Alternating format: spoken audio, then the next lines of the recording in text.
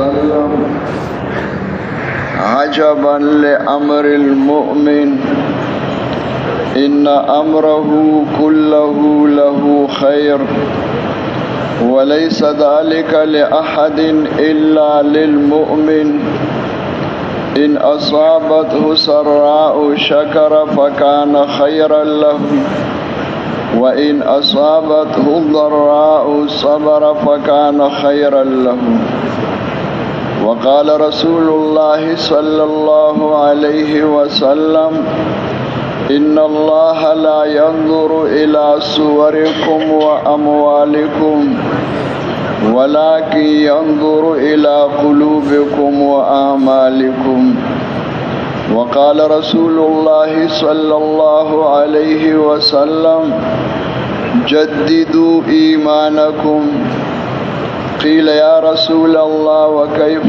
نجدد إيماننا قال أكثروا من قول لا إله إلا الله وقال رسول الله صلى الله عليه وسلم فاسألوا الله أن يجدد الإيمان في قلوبكم أو كما قال عليه الصلاة والسلام۔ میرے محترم دوستو، بزرگوں اور بھائیوں، اللہ جل جلالہ کائنات کے ہر ذرے کے اور ہر فرد کے خالق و مالک ہے۔ ہم سب کو اور کل کائنات کو اور کائنات کے ہر ذرے کو، ہر فرد کو اللہ نے بنایا ہے، اور اللہ چیزوں کی بھی خالق ہے، اور چیزوں کے اندر کی جو صفات ہے، چیزوں کے اندر جو نفع نقصان ہے، اس کی بھی خالق ہے، اور حالات کی بھی خالق ہے۔ حالات چیزوں کے مخلوق نہیں ہیں، حالات میرے آپ کے مخلوق نہیں، حالات اللہ کے مستقل مخلوق ہیں۔ اب یہ سب کچھ اللہ جل جلالہ نے بنایا اپنی قدرت سے۔ اللہ پاک چیزوں کو بنانے میں، پیدا کرنے میں، ان کے اندر خاصیتوں کو پیدا کرنے میں، حالات لانے اور بدلنے میں اللہ پاک کسی مخلوق کے محتاج نہیں ہے، کسی مخلوق کے پابند نہیں ہے۔ اللہ پاک اپنی قدرت سے خالق ہے۔ اللہ کی قدرت کامل ہے، اللہ کی قدرت مطلق ہے، پابند نہیں ہے۔ اور جو کچھ اللہ جل جلالہ نے بنایا اپنی قدرت سے، ان سب کے اللہ کے خزانے ہیں، اور خزانوں کے خزانے ہیں، اور خزانے بڑے پڑے ہیں۔ کتنے خزانے ہیں سمجھانے کے لیے بتایا گیا ہے۔ حدیث قدسی ہے کہ میرے بندو، اگر تم اولین آخرین، انسان اور جنات سب ایک میدان میں جمع ہو جائیں، اور ان میں سے ہر ایک ہاتھ اٹھا کر، ہاتھ پھیلا کے مانگنا شروع کرے، جتنا مانگ سکتے اپنے چاہت کے مطابق، اپنے علم کے مطابق، ہمیں وہ سب کچھ دے دو جو سب مجھ سے مانگتے ہیں، تو میرے خزانوں میں اتنی کمی آئے گی جتنی کمی سوئی کو سمندر میں ڈال کے نکالنے سے۔ یہ کوئی کمی نہیں، سوئی کو سمندر میں ڈال کے نکالو، اس کے ساتھ جو تری ہے وہ سمندر کے سامنے کیا ہے؟ کچھ بھی نہیں۔ تو اللہ کے خزانے ہیں، اور خزانوں کے خزانے ہیں، اور چیزوں کی بھی خزانے، حالات کی بھی خزانے۔ یہ جو کچھ اللہ نے بنایا ہے، اللہ کے خزانوں کے سامنے مچھر کے پر کے برابر نہیں۔ یہ تو ایک ذرہ بھی نہیں ہے جو مشاہدی تجربے میں، جو ہم نے دیکھا ہے، ہم نے سنا پڑھا ہے۔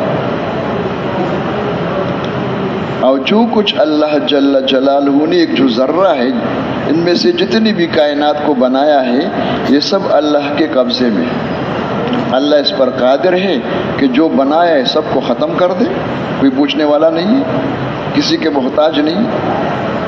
اور اللہ اس پر بھی قادر ہے کہ سب کو ختم نہ کرے، شکلوں کو بدل لے، ہو لیکن شکل بدل لے، انسان کی شکل بدل لے، آسمان کی شکل بدل لے، زمین کی شکل بدل لے، سورج چاند کی شکل بدل لے، اور درمیان میں چھوٹی چھوٹی کیا چیزیں ہیں، ان سب کی شکلیں بدل لے۔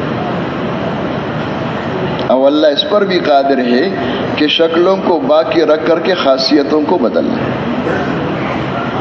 ان کے اندر جو خاصیتیں ہیں کوئی باشعور انسان اس خاصیتوں کا انکار نہیں کر سکتا.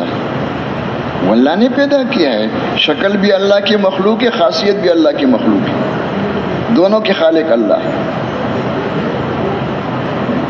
تو اللہ اس پر قادر ہے کہ شکل باقی رکھ کر کے خاصیت کو بدل دے. لکڑی کو اژدہا بنا دے، اژدہے کو لکڑی بنا دے، آگ کو باغ بنا دے، باغ کو آگ بنا دے. جہاں سے جن شکلوں میں انسان کو زندگی کا بننا دکھائی دے رہا ہے، تعمیر دکھائی دے رہا ہے، اللہ اس پر قادر ہے کہ وہی سے تخریب لا کر کے دکھا دے. اور جہاں جہاں سے انسان کو زندگی کا بگڑنے دکھائی دے رہا ہے، تخریب دکھائی دے رہا ہے، اللہ قادر اس پر کہ وہیں سے تعمیر لا کر کے زندگی بنا دے. اور صرف قصہ ماضی نہیں ہے کہ ماضی کے زمانے میں ایک دفعہ یہ قصہ ہوا تھا موسیٰ علیہ السلام کے زمانے میں. وہ لکڑی کو اژدہا بنا دیا، اژدہے کو لکڑی بنا دیا. شروع سے لے کر آج تک اور اس وقت جتنے شکلیں بنی ہوئی دنیا میں اور قیامت تک جتنے شکلیں پیدا ہوگی، چاہے حکومت کی شکل ہو، چاہے مال کی شکل ہو، چاہے اسلحہ کی شکل ہو، چاہے زمین آسمان کی شکل ہو، چاہے انسانوں کی شکل ہو، سب کا یہ حال ہے کہ سب اللہ کے قبضے میں. اللہ ان سب کو استعمال کر رہے، وہی تصرف فرما رہے. اب ان تمام شکلوں کو، تمام مخلوقات کو جو اللہ نے بنایا ہے، ان سب کی تربیت کا نظام جو ہے، پالنے کا نظام جو ہے، ان کے حاجتوں کو پورا کرنے کا جو نظام ہے، وہ بھی اللہ کے ہاتھ میں، کسی اور کے ہاتھ میں نہیں. اللہ ارادہ فرما دے تو جس طرح چاہے کر سکتا ہے. اسباب سے زندگی بنا دے، تربیت فرما دے، اسباب کے بغیر بنا دے، اسباب کے خلاف بھی بنا دے. اللہ صمد ہے، اللہ کو کسی کی ضرورت نہیں ہے، لیکن اللہ کے علاوہ باقی جو مخلوق ہے سب اللہ کے محتاج ہے. اور جب سب اللہ کے محتاج ہے تو کئی انسان کو دھوکہ نہ لگ جائے کہ باقی مخلوق کے بارے میں تو کہتے کہ یہ محتاج ہے، اور اللہ نے ان کو کیا کر دیا ہے، کچھ تھوڑی فضیلت عطا فرما دی، اللہ نے کائنات کو اس کے لیے مسخر کر دیا ہے. تو کہ انسان کے دماغ خراب نہ ہو جائے، اپنے آپ کچھ اور نہ سمجھے. تو انسانوں کے بارے میں مستقل ارشاد خداوندی ہے، یا ایھا الناس، ایک انسانی تمام انسانوں کو، یا ایھا الناس انتم الفقراء الی اللہ. انسانوں جس طرح باقی مخلوق محتاج ہے اللہ کی، تم بھی محتاج ہو. بادشاہ بھی محتاج ہے، فقیر تو ہے فقیر. اللہ صمد ہے. تو وہ اللہ جو اتنی قدرت و طاقت والا ہے، اس اللہ جل جلالہ کے ساتھ تعلق پیدا ہو جائے. ہر انسان کا تعلق پیدا ہو سکتا ہے. انسان کو اللہ نے بنایا اس کے لیے، پیدا اس لیے کیا ہے. اس کے اندر اللہ نے وہ استعداد رکھی، کسی اور مخلوق میں نہیں ہے کہ اس انسان کا تعلق اللہ کے ساتھ ہو جائے. کیا معنی؟ کہ اس انسان کا دل جو ہے بنے ہوئے مخلوق سے خالق کی طرف ہو جائے. یہ جو کچھ اللہ نے اپنی قدرت سے بنایا ہے، ان سب کا یقین انسان کے دل سے نکل جائے. اب یہ جگہ خالی ہو کر ایک اللہ سے ان سب کے بغیر ہونے کا یقین دل میں آ جائے. بنی ہوئی شکلوں کا محبت نکل جائے، اللہ کی محبت دل میں آ کر سب پہ غالب ہو جائے. والذین آمنوا اشد حبا للہ. اب یہ انسان اللہ کو اپنا معبود اور مقصود بنا دے. جب خالق بھی ہے، مالک بھی ہے، رازق بھی ہے، رب بھی ہے، سب کچھ اس کے قبضے میں ہے، تو پھر بندگی کے قابل کون ہے؟ جی لگانے کے قابل کون ہے؟ تو وہ انسان اللہ کو اپنا معبود بنا دے، مقصود بنا دے. لا الہ الا اللہ. اور یہ انسان فقیر بھی ہے، اللہ کے ساتھ تعلق بھی پیدا ہو جائے. اور یہ فقیر مسکین انسان اللہ کے خزانوں سے براہ راست پیدا حاصل کرنے والے بن جائے. براہ راست کا معنی کیا ہے؟ کہ اللہ خوش ہو کر، راضی ہو کر اس کو نعمتیں دے دے. ناراض ہو کر جو دے رہے وہ براہ راست نہیں، اس کا نام ہے مخلوق سے فائدہ حاصل کرنا. وہ بھی اللہ ہی دے رہا ہے. لیکن جن کا یقین بگڑا ہوا ہے اور مخلوق کی طرف متوجہ ہے، مخلوق کے لیے استعمال ہو رہے، ان کو جو کچھ اللہ دے رہے وہ ناراض ہو کے دے رہے، پکڑنے اور مارنے کے لیے دے رہے. اس کا نام ہے قرآن کی اصطلاح میں فتح ابواب. ارشاد خداوندی فلما نسوا ما ذکروا به فتحنا علیہم ابواب کل شیء حتی اذا فرحوا بما اوتوا اخذناهم بغتة فاذا هم مبلسون فقطع دابر القوم الذین ظلموا والحمد للہ رب العالمین. یہ جتنے نافرمان ہیں ہر زمانے میں، اللہ پاک فرما رہے قرآن پاک میں کہ ہم نے ان کو پکڑ لیا بالبأساء والضراء، تنگ دستی اور بیماریوں سے. فقر اب بیماری لا کر کے، اس لیے کہ یہ بدماش اور یہ نافرمان انسان ذرا سیدھا ہو جائے اور ٹھیک ہو جائے، ڈھیلے پڑ جائے، لیکن نہیں ہوا. جب نہیں ہوا تو پھر کیا کیا؟ اللہ نے فرماتے اور ناراض ہو کر میں نے کیا کہ ان پہ دروازے کھول دیے. یہ نافرمانوں پہ جن سے اللہ ناراض ہے. اور کس چیز کے دروازے؟ ہر چیز کے دروازے، صرف مال کے دروازے نہیں، ہر چیز کے دروازے. جو چاہتے ہیں اتنا وافر مقدار میں دروازے کھول کے دے دیا. اور پھر اللہ نے پکڑا نہیں ان کو فوراً. اللہ کیا دیر ہے لیکن اندیر نہیں. تو مش مغرور و برحل میں خدا دیر گیرد سخت گیرد مرتوڑا چو بے خدا صدا نہ دارد چو زند دوا نہ دارد. اللہ مہلت دیتے ہیں. کب تک؟ حتی اذا فرحوا بما اوتوا اخذناهم بغتة. اتنی مہلت دی کہ دماغ بالکل خراب ہو گئے، اترانے لگ گئے، انسان کو انسان ہی نہیں سمجھ رہے تھے، اللہ سے بالکل غافل ہو گئے، احکامات سارے توڑ رہے، حیوان بن گئے. تو اللہ پاک فرما رہے ہم نے یک دم پکڑ لیا دفعتاً فیضا ہم مبلسون. بالکل حیران ہو گئے، ان کی آنکھیں کھلی رہ گئی کہ کیا ہوا. یہ وہ راستہ ہے جس وقت دنیا میں چالو ہے. اس راستے پر چلنے کے لیے کسی محنت کی ضرورت نہیں ہے.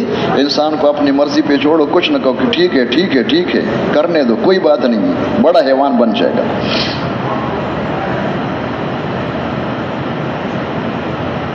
اور دیکھنے میں یہ راستہ بہت آسان ہے. باہر غلط مشاہدہ ہے، میں نے یہ کر دیا تو ہو گیا، میں یہ کروں گا تو یہ ہو جائے گا، آپ کر لو گے تو ہو جائے گا، ہم مل جائے گے تو ہو جائے گا، وہ چیز آ جائے گی تو ہو جائے گا. یہ غلط مشاہدہ ہے. اور اندر چھپا ہوا دشمن موجود ہے، وہ نفس، وہ پیچھے سے دھکا دے رہے. چلنے میں بہت آسان ہے، بڑا مزیدار ہے. انجام کے اعتبار سے یہ راستہ بہت خطرناک ہے، تباہی بربادی کا راستہ ہے. اس کے مقابلے میں، بالکل مقابلے میں، قدرت سے براہ راست کیا ہے کہ انسان سب سے پہلے اپنے خالق اور مالک کو پہچانے، اللہ کو معبود اور مقصود بنا کر، اور بندہ بن کے ہر حال میں دیکھے اس وقت میرے بارے میں اللہ کا حکم کیا ہے. اپنے بارے میں معلوم کرے کہ مجھ سے اللہ مجھ سے کیا چاہتے ہیں. صرف نماز میں نہیں، 24 گھنٹے کی زندگی میں. اور پھر اللہ کو اپنا خالق اور مالک اور معبود بنا کر کے بندہ بن کر کے چلے، حکم کے مطابق چلے. اس طرح چلنے والوں کو جو کچھ اللہ دے رہے ہیں ان کو بھی دے رہے ہیں. دینے والی ذات صرف اللہ کی ہے، لیکن اس طرح چلنے والوں کو جو کچھ اللہ دے رہے وہ خوش ہو کے دے رہے، راضی ہو کے دے رہے. اس کا نام ہے قدرت سے براہ راست استفادہ. اب اس کا نام قرآن کی اصطلاح میں ہے فتح برکات. قرآن پاک میں ارشاد خداوندی ہے وَلَوْ أَنَّ أَهْلَ الْقُرَىٰ آمَنُوا وَاتَّقَوْا لَفَتَحْنَا عَلَيْهِمْ بَرَكَاتٍ مِّنَ السَّمَاءِ وَالْأَرْضِ وَلَٰكِنْ كَذَّبُوا فَأَخَذْنَاهُمْ بِمَا كَانُوا يَكْسِبُونَ. اگر ان بستی والے جو ہے وہ ایمان لا کر کے متقی بن جاتے، اللہ کو معبود اور مقصود بنا کر بندے بن کے چلے تقویٰ کے ساتھ، تو ہم ان پہ دروازے کھول دیتے، برکتوں کے دروازے، آسمان سے بھی، اوپر سے بھی اور زمین سے بھی. لیکن نہیں ہوا تو ہم نے پکڑ لیا ان کو. اگر یہ جن کا وہ ہوتا ان کو پکڑ لیا، اور اگر یہ ٹھیک ہو جائے دروازے کھول دیں. اس کا نام ہے قدرت سے براہ راست استفادہ. تو یہ دو راستے ہیں، ایک کا نام ہے مخلوق سے فائدہ حاصل کرنا، ایک ہے قدرت سے براہ راست استفادہ. دینے والی ذات ایک ہے، وہ اللہ کی. اس کے لیے ذریعہ و سبب کیا ہے کہ جو چاہتے کہ بھئی اللہ راضی ہو کر مجھے سب کچھ دے دے، میری دنیا آخرت اللہ بنا دے، اور اس طرح بنا دے کہ پھر میری پکڑ نہ ہو نہ دنیا میں نہ آخرت میں، اس سے اللہ مجھے بچا دے. اور یہی دو راستے ہیں جو ہمارے سب کے ذمے ہے، ہر نماز کے ہر رکعت میں ہم مانگ رہے ہیں، اہدنا الصراط المستقیم، کہ اللہ جو آپ کے پیارے ہیں، جن سے آپ راضی ہیں، جن کو آپ حکومت بھی دے تو راضی ہو کر دے دے، مال بھی دے تو راضی ہو کر دے دے، جائیداد بھی دے تو سب کچھ راضی ہو کر دے رہے، اے اللہ ان پیاروں کے راستے پر مجھے چلا دے۔ اور جو بدماشوں کا راستہ ہے، آپ کے دشمنوں کا راستہ ہے، ناراض ہو کر حکومت دے دے، ناراض ہو کر ان کو طاقت اختیارات دے دے، ناراض ہو کر ان کو چیزیں دے دے، اے اللہ ان بدماشوں کے راستے سے مجھے بچا دے۔ یہ ہر نماز میں مانگ رہے ہیں اور ضروری ہے، اس کے بغیر نماز نہیں ہے۔ سورہ فاتحہ پڑھنا یا امام پڑھے یا ہم پڑھیں تو وہ ذریعہ ہے کہ اللہ کے نبی اس کے لیے طریقے لے کر کے آئے، ایک راستہ لے کر کے آئے۔ اور کیا طریقے لے کر کے آئے؟ حضرت فرمایا کرتے تھے مولانا محمد یوسف رحمۃ اللہ علیہ کہ اس وقت دین امت کی زندگیوں میں نہیں ہے، قرآن و سنت میں محفوظ ہے، لکھا ہوا ہے، ایک ذرا بھی کم نہیں ہے، امت کی زندگیوں میں نہیں ہے، زندگی میں اجزائی دین ہے اور سب مطمئن ہیں۔ تو سمجھانے کے لیے بتایا کہ دین کیا ہے۔ حضرت فرمایا کرتے تھے کہ انسان عمل کی مشین ہے، ہر انسان، آدم علیہ السلام کی جتنے اولاد ہیں ہر ایک عمل کی مشین ہے۔ اس مشین کو صحیح استعمال کرنے کے لیے انبیاء اور طریقے لے کر کے اللہ کی طرف سے کہ یہ مشین ہر جگہ صحیح استعمال کرو، صرف مصلی کے اوپر نہیں۔ آخر میں حضرت محمد صلی اللہ علیہ وسلم کو نبی بنا کے بھیجا ہے، اللہ کے نبی اللہ کی طرف سے طریقے لے کر کے آئے ہر جگہ کے لیے، قیامت تک آنے والے انسانوں کے لیے، چاہے راکٹ میں ہو، چاہے ہیلی کاپٹر میں ہو، چاہے جہاز میں ہو، چاہے سمندر میں ہو، چاہے ہوا میں ہو، یا آئندہ جتنی شکلیں بنے گی، جہاں بھی انسان ہو اس انسان کے لیے طریقے لے کر کے آئے، کوئی جگہ ان طریقوں سے خالی نہیں۔ یہ نہیں کہ زمین پر ہے تو انسان ہے، ہیلی کاپٹر میں بن گیا تو چڑیا بن گیا، زمین کے اوپر انسان ہے اور سمندر میں ہو گیا تو مینڈک بن گیا، ہر جگہ انسان ہے، جگہ بدل رہے ہیں، باقی ہے تو وہی مشین، وہی انسان ہے۔ تو اللہ کے نبی طریقے لے کر کے آئے، جب وہ طریقے زندگی میں آ جائیں گے تو اللہ خوش ہو جائیں گے، اللہ کے دروازے کھول دیں گے، ایک آ گیا تو ایک کے لیے، 100 آ گیا تو 100 کے لیے، لاکھوں ہے تو لاکھوں کے لیے، کروڑوں آ گیا تو کروڑوں کے لیے، اور اللہ کرے سب آ جائے تو سب کے لیے۔ اللہ کے لیے کیا مشکل ہے؟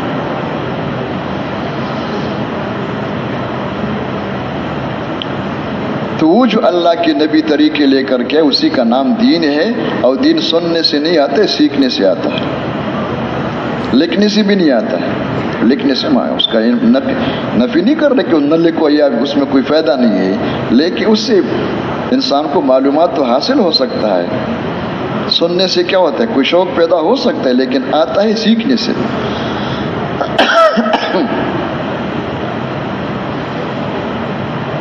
تو سیکھنے کے لیے اعمال تو ایک نہیں ہے، یہ انسان ہر جگہ استعمال ہوگا، یہ نہیں کہ صرف مسجد میں، مسجد میں بھی ہے، بازار میں بھی ہے، گھر میں بھی ہے، سفر میں بھی ہے، حضر میں بھی ہے، تخت شاہی پر بھی ہے، کرسی کے اوپر بھی ہے، چٹائی کے اوپر بھی ہے، محل میں بھی ہے، جھونپڑے میں بھی ہے، ہر جگہ۔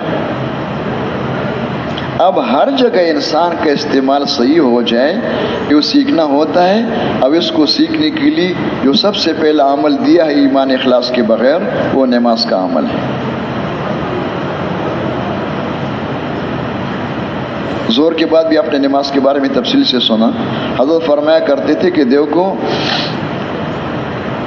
ایک نماز کی حقیقت ہے، ایک نماز کی صورت ہے۔ قرآن پاک میں 2 قسم کے نمازیوں کا ذکر ہے۔ ایک قسم کی نمازی وہ ہے جن کے بارے میں قرآن پاک میں ارشاد خداوندی ہے فویل للمصلین الذین هم عن صلاتهم ساہون۔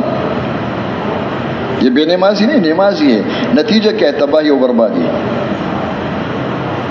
اور ایک قسم کے نمازی وہ ہے جن کے بارے میں ارشاد خداوندی ہے قد افلح المؤمنون الذین هم فی صلاتهم خاشعون۔ یہ وہ نماز ہے، وہ نمازی یہ ہے کامیابی والے۔ تو جب اللہ کی کتاب میں نمازی 2 قسم کے ہیں تو حضرت فرمایا کرتے تھے کہ نماز بھی 2 قسم کے ہے نا، ایک بچوں والی نماز، ایک صحابہ والی نماز. بچوں والی نماز کا نتیجہ کیا ہے؟ تباہی بربادی. بچوں کی نماز میں نہ پتہ نہیں وضو بھی ہے یا نہیں، اخلاص، اللہ کا دھیان، یقین، اللہ کے وعدوں پر یقین، ساری چیزوں سے خالی. اس نماز کو سیکھنے کی ضرورت نہیں ہے. بس بچوں میں مسجد میں لے آؤ انشاءاللہ، وہ لوگوں کو دیکھ کر اٹھنا بیٹھنا شروع کر دیں گے انشاءاللہ. آپ جب 2 رکعت پڑھو گے وہ 20 پڑھ لیں گے انشاءاللہ. چاہے وہ بچہ ہو چاہے بڑا ہو. لیکن صحابہ والی نماز، جس نماز سے پوری زندگی بدل جائے، جس پر آپ سن رہے تھے سب کچھ اللہ دے دے، وہ نماز سیکھنے کے بغیر نہیں آتا. اب حضرت فرمایا کرتے تھے کہ جو ہم نماز پڑھتے 2-4 رکعت، یہ نماز سیکھنا نہیں ہے. نماز تو وہ سیکھے گا جس کے سامنے نماز کی حقیقت ہو. بھائی نماز لکھنے سے نہیں آتا ہے، پڑھنے سے آتا ہے. ذرا اس کو یہ جتنے لکھنے والے سنو توجہ سے، اس وقت اس پہ لگ جاؤ گے پھر وہی کافی ہوگا. تو وہ نماز کی حقیقت جس کے سامنے ہو وہ نماز سیکھے گا، اور جس کی نماز حقیقت کے سامنے نہیں، اس کے پاس الفاظ ہے یا خود لکھ لے گا، انشاءاللہ بازار میں کتاب میں لکھا اور مل جائے گا. وہ تو مطمئن ہے کہ میرے پاس نماز ہے. وہ صحابہ والی نماز بیگ میں پڑا ہوا ہے. کہاں پڑا ہوا ہے؟ بیگ میں ہی. وہ میں نے سنا ہے پلاسٹک کے اندر بند ہے. وہ نماز سیکھنے سے آتا ہے. اب نماز کی حقیقت کیا ہے؟ حضرت فرمایا کرتے تھے کہ جس طرح کلمے کی حقیقت ہے وہ الفاظ ہے لا الہ الا اللہ محمد الرسول اللہ. سب کہو بھائی. یہ کلمہ ہے، یہ ایمان کے الفاظ ہیں. اب اس کی حقیقت کیا ہے؟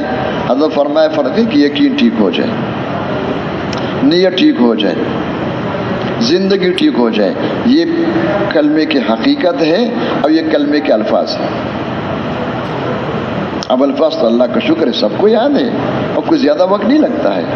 کوئی کمی بیشی ہوگی زیر زبر کے ٹھیک کر لو گے. لیکن جو اس کی حقیقت ہے اس کو پیدا کرنے کے لیے کتنی محنت کی ضرورت ہے. اس طرح ایک نماز کی شکل ہے. بچوں والی نماز جو ہے آپ شکل میں دیکھ رہے کہ ہاتھ اٹھا رہے، رکوع سجدہ کر رہے ہیں. لیکن نماز کی حقیقت کیا ہے؟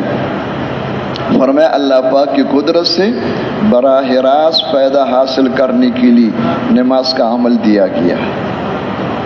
وہ جو اللہ کے ساتھ تعلق پیدا ہو جائے اور براہ راست فائدہ حاصل کرنے والے بن جائے، اس کے لیے کون سا عمل دیا گیا ہے؟ نماز کا عمل دیا گیا ہے. اب وہ کون سی نماز ہے؟ وہ نماز مراد نہیں ہے جو پرانے کپڑے کی طرح لپیٹ کر منہ پہ مار دی جاتی اور بد دعا دے رہی ہے. وہ تو تباہی کا ذریعہ ہے، بربادی کا ذریعہ ہے. وہ نماز مراد ہے جس کا ظاہر بھی ٹھیک ہو اور باطن بھی ٹھیک ہو. ظاہر سے مراد کیا ہے کہ نماز میں سر سے لے کر پیر کے ناخن تک، ہاتھ، زبان، آنکھ، کان، ہاتھ، پیر، اعضاء، جوارح سب کا استعمال بالکل صحیح ہو مسائل کے مطابق. مسائل ہے اس کے. اب حقیقت کیا ہے کہ دل میں اللہ کا خوف ہو.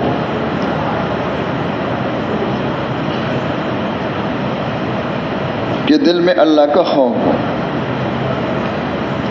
اللہ کا دھیان ہو اور اللہ کو راضی کرنے کی نیت ہو، اللہ کے وعدوں پر یقین ہو.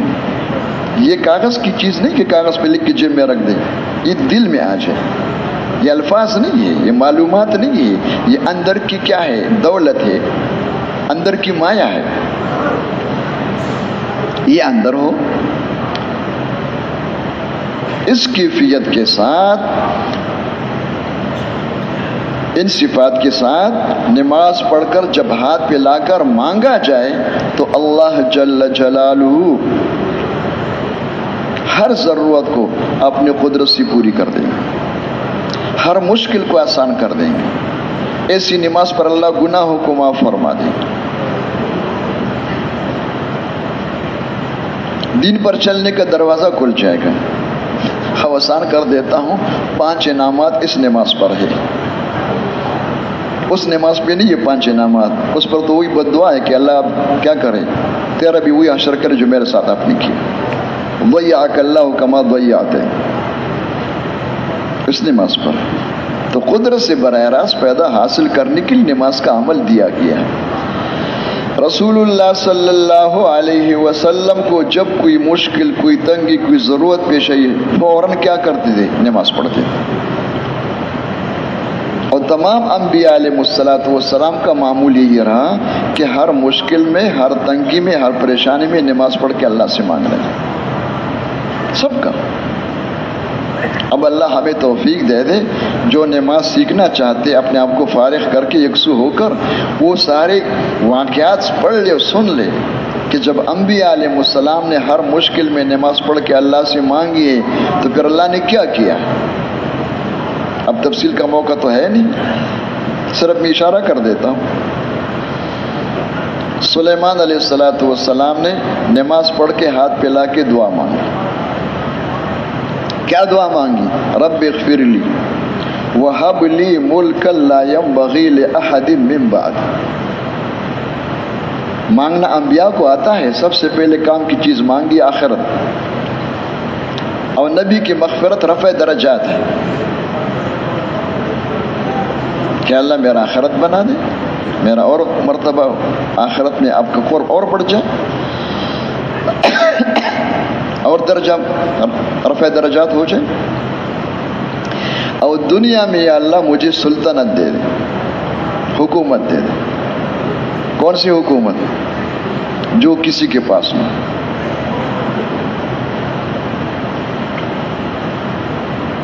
اور آخرت تو اللہ مانگ رہے تو مقصود اور مطلوب ہے، اللہ کے ساتھ تعلق۔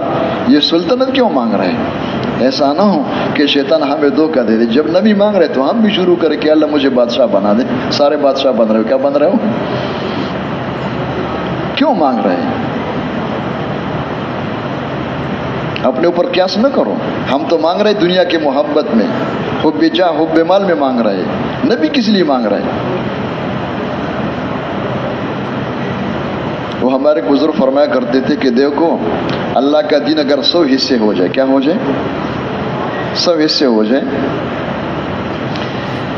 تو 100 حصوں میں سے 75 حصے وہ ہے جس کے لیے حکومت کی ضرورت نہیں، مال کی بھی ضرورت نہیں ہے۔ ایمان سیکھنے کے لیے حکومت کی ضرورت ہے، اخلاص سیکھنے کے لیے، نماز کے لیے، روزے کے لیے، صفات پیدا کرنے کے لیے، دین سیکھنے کے لیے، اس کے لیے تو ضرورت نہیں۔ 75% حصہ وہ ہے، 25% حصہ وہ ہے جس کے لیے طاقت کی ضرورت ہے۔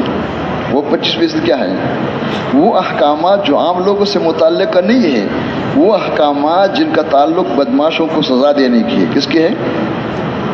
جو بدماش ہیں نا، جو بگڑے ہوئے اللہ کے مخلوق کو ستا رہے، ظلم کر رہے، ان کو سیدھا کرنے کے لیے جو احکامات ہیں اس کے لیے طاقت چاہیے۔ 25% اس کو لے لو۔ جتنے اللہ کے دشمن ہیں ان سے کہو ٹھیک ہو جاؤ، ورنہ گوشمالی کریں گے۔ آپ کی کیا کریں گے؟ ان کے گوشمالی کے لیے یہ 25% احکامات ہے۔ اللہ کے نبی جو مانگ رہے اس کے لیے مانگ رہے ہیں۔ میرا آپ کا مانگنے میں کتنا فرق ہے کہ اللہ مجھے سلطنت دے دے۔ کیا ہوا پھر؟ قرآن پاک میں ایک لکیر میں، ایک سطرے میں دعا ہے اور اسی کے اندر جواب ہے کہ لے لو۔ حضرت فرمایا کرتے تھے مولانا یوسف رحمۃ اللہ علیہ کہ ارے ملک پرستوں، ارے ملک کی دیوانوں، منصبوں کے غلاموں، اللہ کو راضی کر کے جب ہاتھ پہ لا کر مانگا جاتا ہے اللہ پاک ملک اسی طرح دیتے جس طرح اس کو دیا، ایسے اوپر اللہ سر کے سر پر بٹھاتے ہیں کہ اللہ مجھے حکومت دے دے، تو فوراً دعا قبول ہو گئی۔ اور ساتھ ہی بھی فرمایا کہ تو آپ نے مانگا تھا، اب بغیر مانگے اور کیا لے لو؟ سخرنا لہ الریح، آپ کی حکومت بھی ہوگی، اور یہ ہوا جو کسی کے تابع نہیں ہے یہ آپ کے اشاروں پہ چلے گا۔ اور صرف ہوا نہیں، جو بڑے بڑے کیا ہے بدماشے جنات میں سے، کن میں سے؟ ایک وہ اتنے بڑے بڑے بدماش ہیں دعا کرو اللہ نے ان کو کیا کر دیا ہے، ہمارے آنکھوں سے کیا کر دیا ہے، اجل کر دیا ہے. ایک بدماش بھی یہاں ظاہر ہو جائے تو سب بھاگ جائیں گے. ایک جن اپنے شکل میں اپنے ڈرونا شکل بتا دے، انشاءاللہ پھر دیکھو کیسے بیان سنتے ہو. وہ جتنے بڑے بڑے بدماش تھے، بڑے بڑے عمارتیں بنا رہے تھے، اور حواس جو سمندر کی آگ غوطے لگا رہے تھے، ان کو بھی تابع کر دی کہ آپ اشارہ کرو یا آپ کے اشاروں پہ چلے گئے.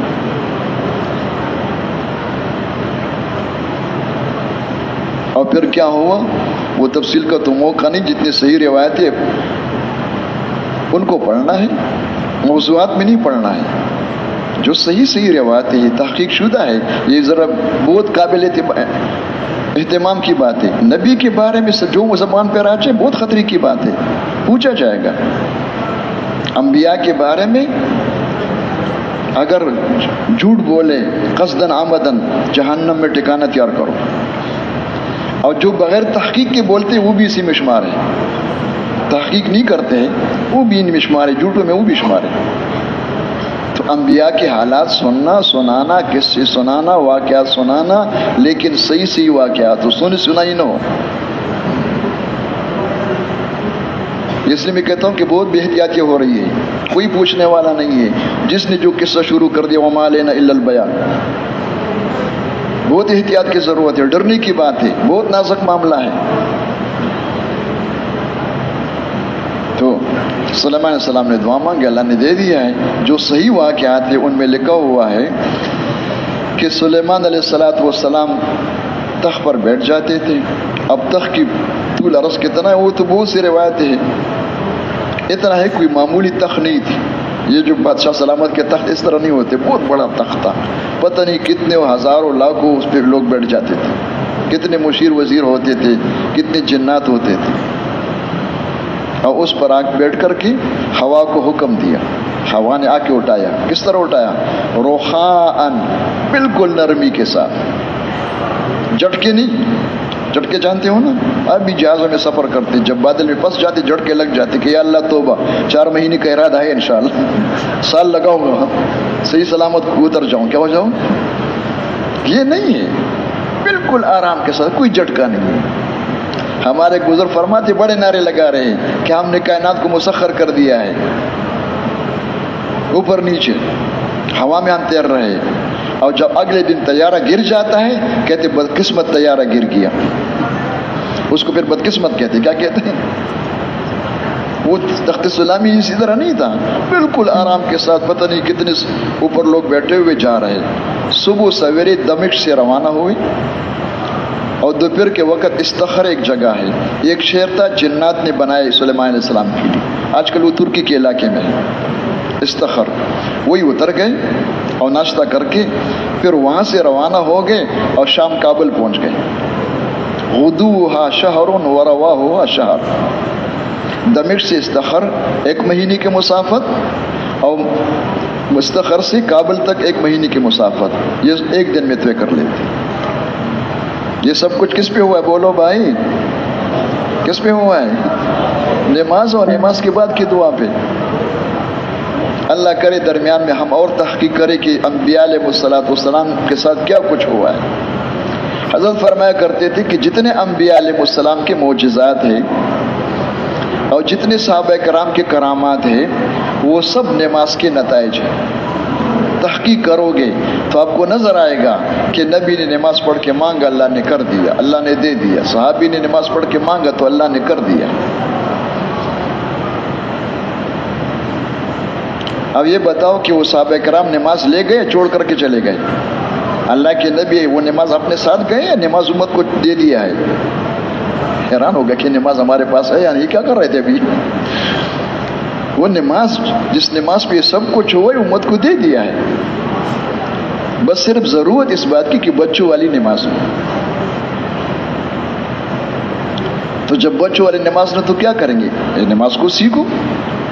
حضرت فرماتے جس نماز پہ سب کچھ ہوا ہے وہ یہ نماز نہیں بغیر سیکھے اٹھنا بیٹھنا شروع کرے، زیادہ سے زیادہ الفاظ یاد کر لیا اب ظاہری شکل. اس کو سیکھنے کے لیے حضرت فرماتے کہ وہ نماز جو براہ راست قدرت سے فائدہ حاصل کرنے کے لیے دیا گیا ہے، جس کے بارے میں عصر کے بعد آپ نے تفصیل کے ساتھ سنا ہے، وہ نماز 6 محنتوں کے درمیان ہے، مابین 6 جہود، 3 جہود قبل الصلاة لقبولیتها و 3 جہود بعد لحفظها۔ 3 محنتیں نماز سے پہلے نماز کو نماز بنانے کے لیے، کہ بچوں والی نماز نہ ہو، صحابہ والی نماز ہو، اس کے لیے 3 محنتیں، اور نماز بننے کے بعد پھر 3 محنتیں اس نماز کو بچانے اور محفوظ کرنے کے لیے، ورنہ اگر وہ 3 محنتیں بعد والی نہیں ہوگی تو جو نماز مل گیا ہے، جو حاصل ہو گیا ہے، ہاتھ سے نکل جائے گا، خالی رہ جاؤ گے۔ تو یہ جو ہمارا آپ کے اس وقت نکلنا ہے، شب جمعے میں جمع ہونا ہے، اللہ کے راستے میں نکلنا ہے، آسان لفظوں میں دین سیکھنے کے لیے ہے، اور دین سیکھنے میں شروع ایمان اخلاص سے ہے، اور اعمال میں سب سے پہلے سیکھنے کی چیز نماز ہے۔ تو میں بھی نیت کرتا ہوں، آپ بھی نیت کرو کہ انشاءاللہ ہم نماز سیکھیں گے۔ تو سیکھیں گے تو ہاتھ اٹھانے سے یا 3 محنتیں کریں گے؟ ہاتھ اٹھانے سے ہوتے میں دونوں ہاتھ اٹھا لیتا۔ سب سے پہلی محنت کیا ہے نماز کے لیے؟ سب سے پہلی محنت ایمان کی، اور جب ایمان کا لفظ آ جائے تو چاہے کہو یا نہ کہو، اخلاص ساتھ ہے۔ کبھی ایمان کے بغیر نہ اخلاص آیا ہے، نہ آ سکتا ہے، نہ آئے گا۔ زبان سے بولنے کا نام اخلاص نہیں کہ ہم تو اللہ کے لیے کر رہے ہیں، زبان سے کہنے کا نام اگر اخلاص ہوتا تو سب سے بڑا عمل لے کر کے گیا ہے شہید، اللہ کے سامنے کہہ رہے کہ میں نے آپ کے لیے جان دے دی، زبان سے کہہ رہے ہیں، لیکن اللہ فرما رہے جھوٹ بول رہے ہو، اندر نہیں ہے۔ تو سب سے پہلے سیکھنے کی چیز ایمان اخلاص ہے۔ جب وہ ایمان اخلاص سب سے پہلے سیکھنے کی چیز ہے تو اور سیکھنا کس راستے سے ہے؟ دعوت کے راستے سے ہے اور دعا کے راستے سے ہے۔ وہی طریقہ ہے، صحابہ کرام نے سب کو سیکھا دعوت و دعا کے راستے سے۔ اور بننے کی جگہ جو ہے وہ مسجد ہے۔ صحبت صالح جو ہوتا ہے، نیک لوگوں کی صحبت جو ہوتا ہے وہ مسجدوں میں ہوتا ہے۔ مسجد میں خراب لوگ آتے ہیں، اچھے لوگ آتے ہیں؟ بولو بھائی، اللہ کے نبی نے کیا فرمایا کہ جس کو اکثر دیکھو مسجد میں آتے جاتے اس کی مان کی گواہی دے دو۔ کیا دے دو؟ فاشہدوا لہ بالایمان۔ تو صالحین کی جگہ، نیکوں کا جو ماحول ہوتا ہے وہ مسجد میں ہے، اور اعمال کون سی؟ دعوت و دعا ہے۔ مشکل یہ ہے کہ تینوں میں جی نہیں لگ رہا ہے، نہ مسجد میں دل لگ رہا ہے، نہ دعوت میں دل لگا ہے۔ جی میں آ گیا تو ہو گیا، جی میں نہیں تو نہیں ہو۔ یہ جو ہمیں وقت نصاب دیا ہے حضرات نے، 4 مہینے اور 7 مہینے اور سال، حضرت فرمایا کرتے تھے یہ کورس نہیں ہے۔ جس طرح ڈاکٹر کا کورس ہوتا ہے 20 سال کا، انجینئرنگ کا کورس ہوتا ہے، مدرسے کا کورس ہوتا ہے 10-11 سال کا، حفظ کا کورس ہوتا ہے 2 سال کا، کیا ہوتا ہے؟ یہ وہ معاملہ نہیں ہے، یہ کورس نہیں ہے۔ یہ جو 4 مہینے اور 7 مہینے اور سال ہے، یہ ہے جی لگانے کے لیے۔ کس کے لیے؟ دل لگانے کے لیے، مناسبت پیدا ہونے کے لیے، عادت ڈلوانے کے لیے۔ جس طرح فنون سیکھنے والے، ڈاکٹر بننے والے، انجینئر اور جو باقی چیزیں ہیں، ان کو جی لگانے کے لیے پرائمری بنی ہے 5-6 سال کی۔ 5-6 سال میں نہ کوئی ڈاکٹر بنتا ہے نہ بن سکتا ہے۔ اگر کسی کو دھوکہ لگ جائے کہ پرائمری میں ڈاکٹر بن گیا تو بیڑا غرق کرے گا انشاءاللہ، اپنا بھی اور مخلوق خدا کا بھی۔ وہ صرف جی لگانے کے لیے ہوتا ہے، طلب پیدا کرنے کے لیے۔ تو حضرت نے فرمایا جو ہم نے 4 مہینے مقرر کیے ہیں، یہ نصاب، یہ کورس نہیں کہ 4 مہینے ہو گئے تو ماشاءاللہ اس کام کو سیکھنے کے لیے 4 مہینے۔ کتنا کیا کہہ رہے ہو؟ بغیر سمجھے بول رہے ہو۔ اور پھر اس سے کیا دھوکہ لگتا ہے؟ وہ جو آ کر اعلان سیکھ لیتا ہے، بیان سیکھ لیتا ہے، کیا کر لیتا ہے، اور کچھ باتیں کرنا سیکھ لیتا ہے کہ 4 مہینے میں سیکھ گیا۔ کیا کرتے ہیں؟ اسی کا نام ہے فنون سیکھنے کے لیے 20-20 سال چاہیے، اور دین سیکھنے کے 4 مہینے۔ خدا کا خوف کرو، کوئی یہ انصاف ہے؟ فنون کا نتیجہ کیا ہوتا ہے؟ 20 سال کروڑوں خرچ کر کے اگر آخری میں امتحان میں فیل ہو گیا، آخری امتحان میں، تو خسرت دنیا والآخرہ، کچھ بھی نہیں ملے گا۔ اگر پاس ہو گئے تو ایک کاغذ دے دیں گے، کاغذ دیں گے نا، اس کاغذ پہ کیا ہوگا؟ جنت نہیں، قیامت میں نہیں، قبر میں نہیں، دنیا میں کیا ہے کہ وہ بھی بھائی یقینی نہیں ہے، ہو سکتے نوکری مل جائے، ہو سکتا ہے نوکری نہ ملے۔ کتنے کاغذوں والے 20 سال لگا چکے ہیں، ان کے پاس کاغذ موجود ہے اور سڑکوں پہ گشتیں کر رہے، حکومت کو بددعا دے رہے کہ اللہ بیڑا غرق کرے ان کا، نوکری نہیں دے رہے۔ کتنے ہوں گے؟ اور جس دین کی سیکھنے پر اندر آنے سے انسان اللہ کو ولی بن کر کے آٹھوں دروازے جنت کے کھل جائیں گے، قیامت میں نور کے ممبروں پر ہوں گے، عرش الہی کے سائے میں ہوں گے، 50,000 سال کا دن 2 رکعت کے برابر ہو جائے، قبر جنت کے باغ بن جائے اور دنیا میں بیتاج کے بادشاہ بن جائے، اس کو سیکھنے کے لیے 4 مہینے کیا کچھ سمجھا ہے یا بغیر سمجھے بول رہے ہو؟ دین کس کو کہتے ہیں؟ حضرت نے فرمایا اس کو سال ہر سال چاہیے، سال ہر سال چاہیے۔ یہ جو ہم نے صاحب کی کہ جی لگ جائے، جس کا جی لگے گا وہ آگے کرے گا، وہ دعوت بھی دے گا، سنے گا بھی، فضائل میں تعلیمی بھی بیٹھے گا، ذکر بھی کرے گا، تلاوت بھی کرے گا، دعا بھی مانگے گا، اس کے لیے اپنے نظام زندگی کو آگے پیچھے بھی کرے گا، کھانے پینے کو مؤخر بھی کرے گا، خواہشات کو چھوڑنا پڑے گا۔ یہ جس کو داخلہ مل جائے گا وہ کرے گا، جس کو داخلہ نہیں ملے تو اللہ کا شکر ہے سن 2025 میں اس کا سال لگ گیا۔ کیا لگ گیا بھائی؟ اور 4 مہینے لگ گئے۔ خیر، تو اس نماز کو سیکھنے کے لیے مسجد ہے، نماز پڑھنے کی جگہ تو مسجد ہے نا، کامل نماز تو یہی ہے۔ تو آج بھی نماز میں نقشہ موجود ہے کہ اس نماز کو سیکھنے کے لیے دعوت ہے، اور مسجد کے اعمال میں سب سے پہلا عمل دعوت سننا۔ آج بھی اللہ کا شکر موجود ہے۔ تو سب سے پہلی محنت یہ ہے، مؤذن کیا کہہ رہے ہیں؟ اللہ اکبر، اللہ اکبر، اللہ اکبر، اللہ اکبر۔ یہ نماز سے پہلے ہوتا ہے نا، سارے مسلمانوں کو آواز دے رہے کہ کان کھول کے سنو، تم خود اور تمہیں جو کچھ معلوم ہے، جو آپ کے پاس ہے، جن بادشاہوں کے پاس آپ بیٹھے ہوئے ہو، جن وزیروں کے ساتھ آپ مجلس میں ہو، ان میں بڑا کوئی نہیں، یہ سب چھوٹے ہیں۔ یہ سب کون ہے؟ تم بھی چھوٹا ہو، یہ بھی چھوٹے ہیں۔ اب یہ چھوٹی زندگی نہیں بنا سکتے، یہ مسئلوں کو حل نہیں کر سکتے۔ بڑا کون ہے؟ اللہ اکبر۔ اللہ بڑا ہے، بہت بڑا ہے۔ اللہ پاک زندگی بنانے میں آپ کے محتاج نہیں ہے، ان وزیروں کے محتاج نہیں ہے، ان اسلحہ والوں کے محتاج نہیں ہے، ان زمین والوں کے محتاج نہیں ہے، ان سب کے بغیر اللہ زندگی بنا سکتے ہیں۔ یہ دل کی طہارت ہے، یہ دل کی پاکیزگی ہے، یہ یقین دل میں آ جائے اور جو مخلوق سے ہونے کا یقین اندر نکال لے اس کو۔ یہ سب سے پہلی محنت ہے اللہ اکبر کی، کہ اللہ اکبر زبان پر ہو یا دل میں اتر جائے، بولو بھائی، 4 دفعہ کہہ رہے۔ اس کے بعد پھر شاید یہ بھی ہو کہ بھائی ٹھیک ہے اللہ پاک تو بہت بڑا ہے، ہم تو کچھ نہیں ہے، لیکن پھر بھی نا حضرت فرماتے کہ کہتے کہ اللہ خالق ہے، لیکن اللہ رازق ہے، لیکن اللہ ہی پالتے ہیں، لیکن اللہ ہی سے ہوتا ہے، لیکن کہتے ان مسکینوں کا یقین اللہ پہ نہیں ہے، ان کا یقین لیکن پر ہے، دل کا یقین لیکن پر ہے۔ یہ لفظ اللہ زبان پر ویسے چڑھ گیا تکیہ کلام کے طور پر۔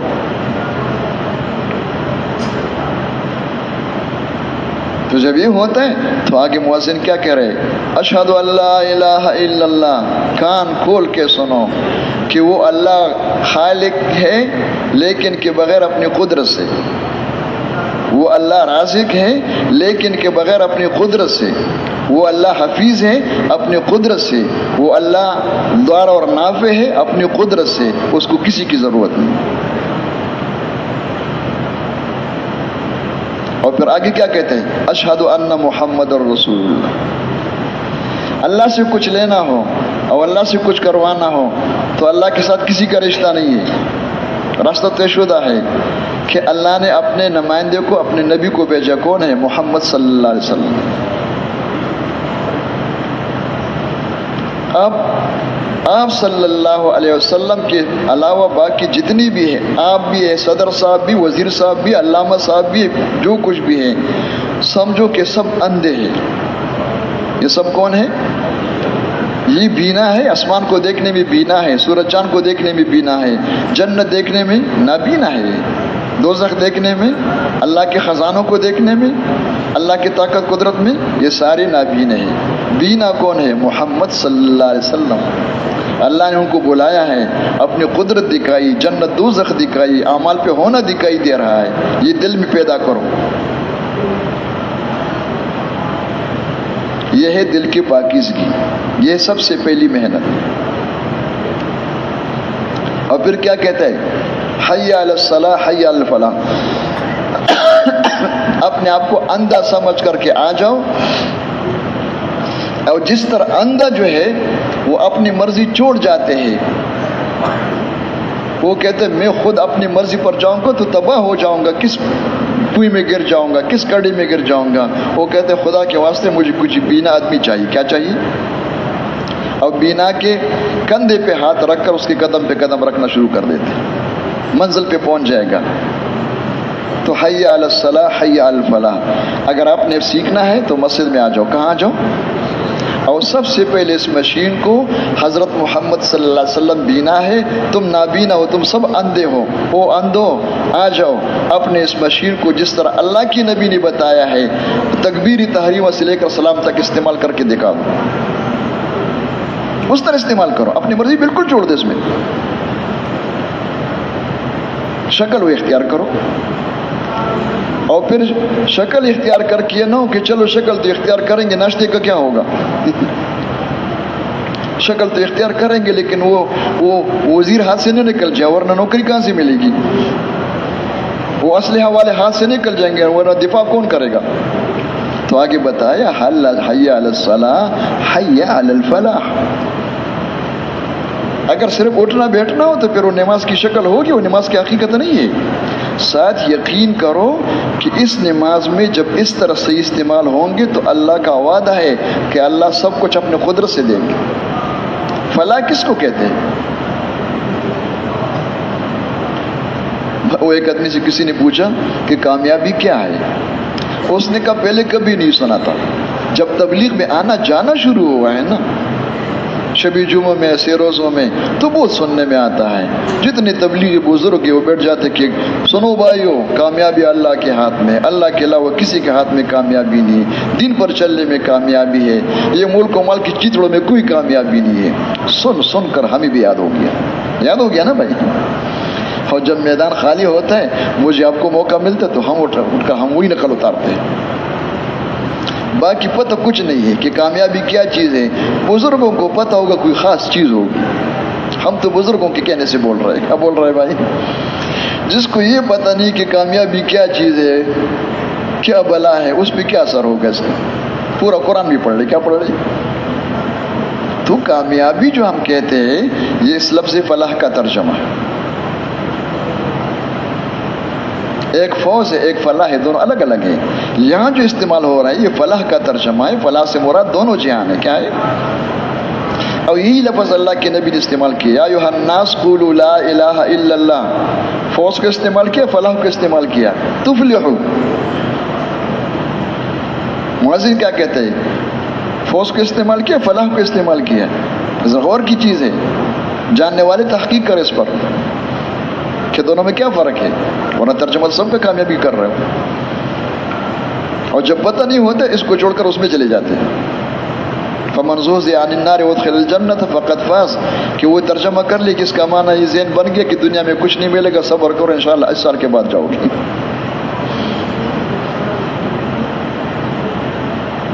تو فلاح سے مراد دونوں جہان کی کامیابی۔ تو مؤذن کہہ رہے کہ یقین پیدا کرو کہ اللہ فلاح دیں گے۔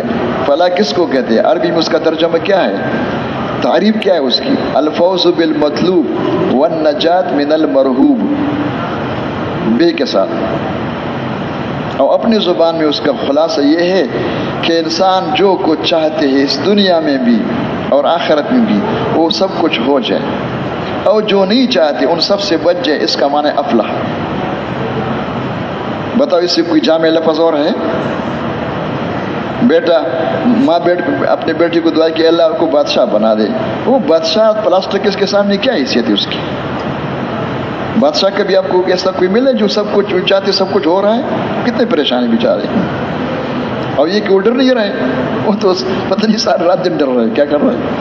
فلاح جس کو مل جائے گا وہ تو جو چاہتے وہ سب کچھ ہو جائے گا، اور جو نہیں چاہتے سب سے بچ جائے گا۔ کیا ہے بادشاہ اس کے سامنے؟ اس کا کامل ظہور آخرت میں ہوگا، لیکن دنیا میں جتنا ہو سکتے اس کے اعتبار سے دنیا میں بھی ہوگا۔ یعنی کہ تقریر کر کے آخر میں کیا ہوا کہ ہاں یہ کامیابی ہے، لیکن یہ آخرت میں ہے، مرنے کے بعد ہے۔ ایمان و اعمال پہ اللہ کامیابی دیں گے مرنے کے بعد، یعنی 80 سال کے بعد۔ کب؟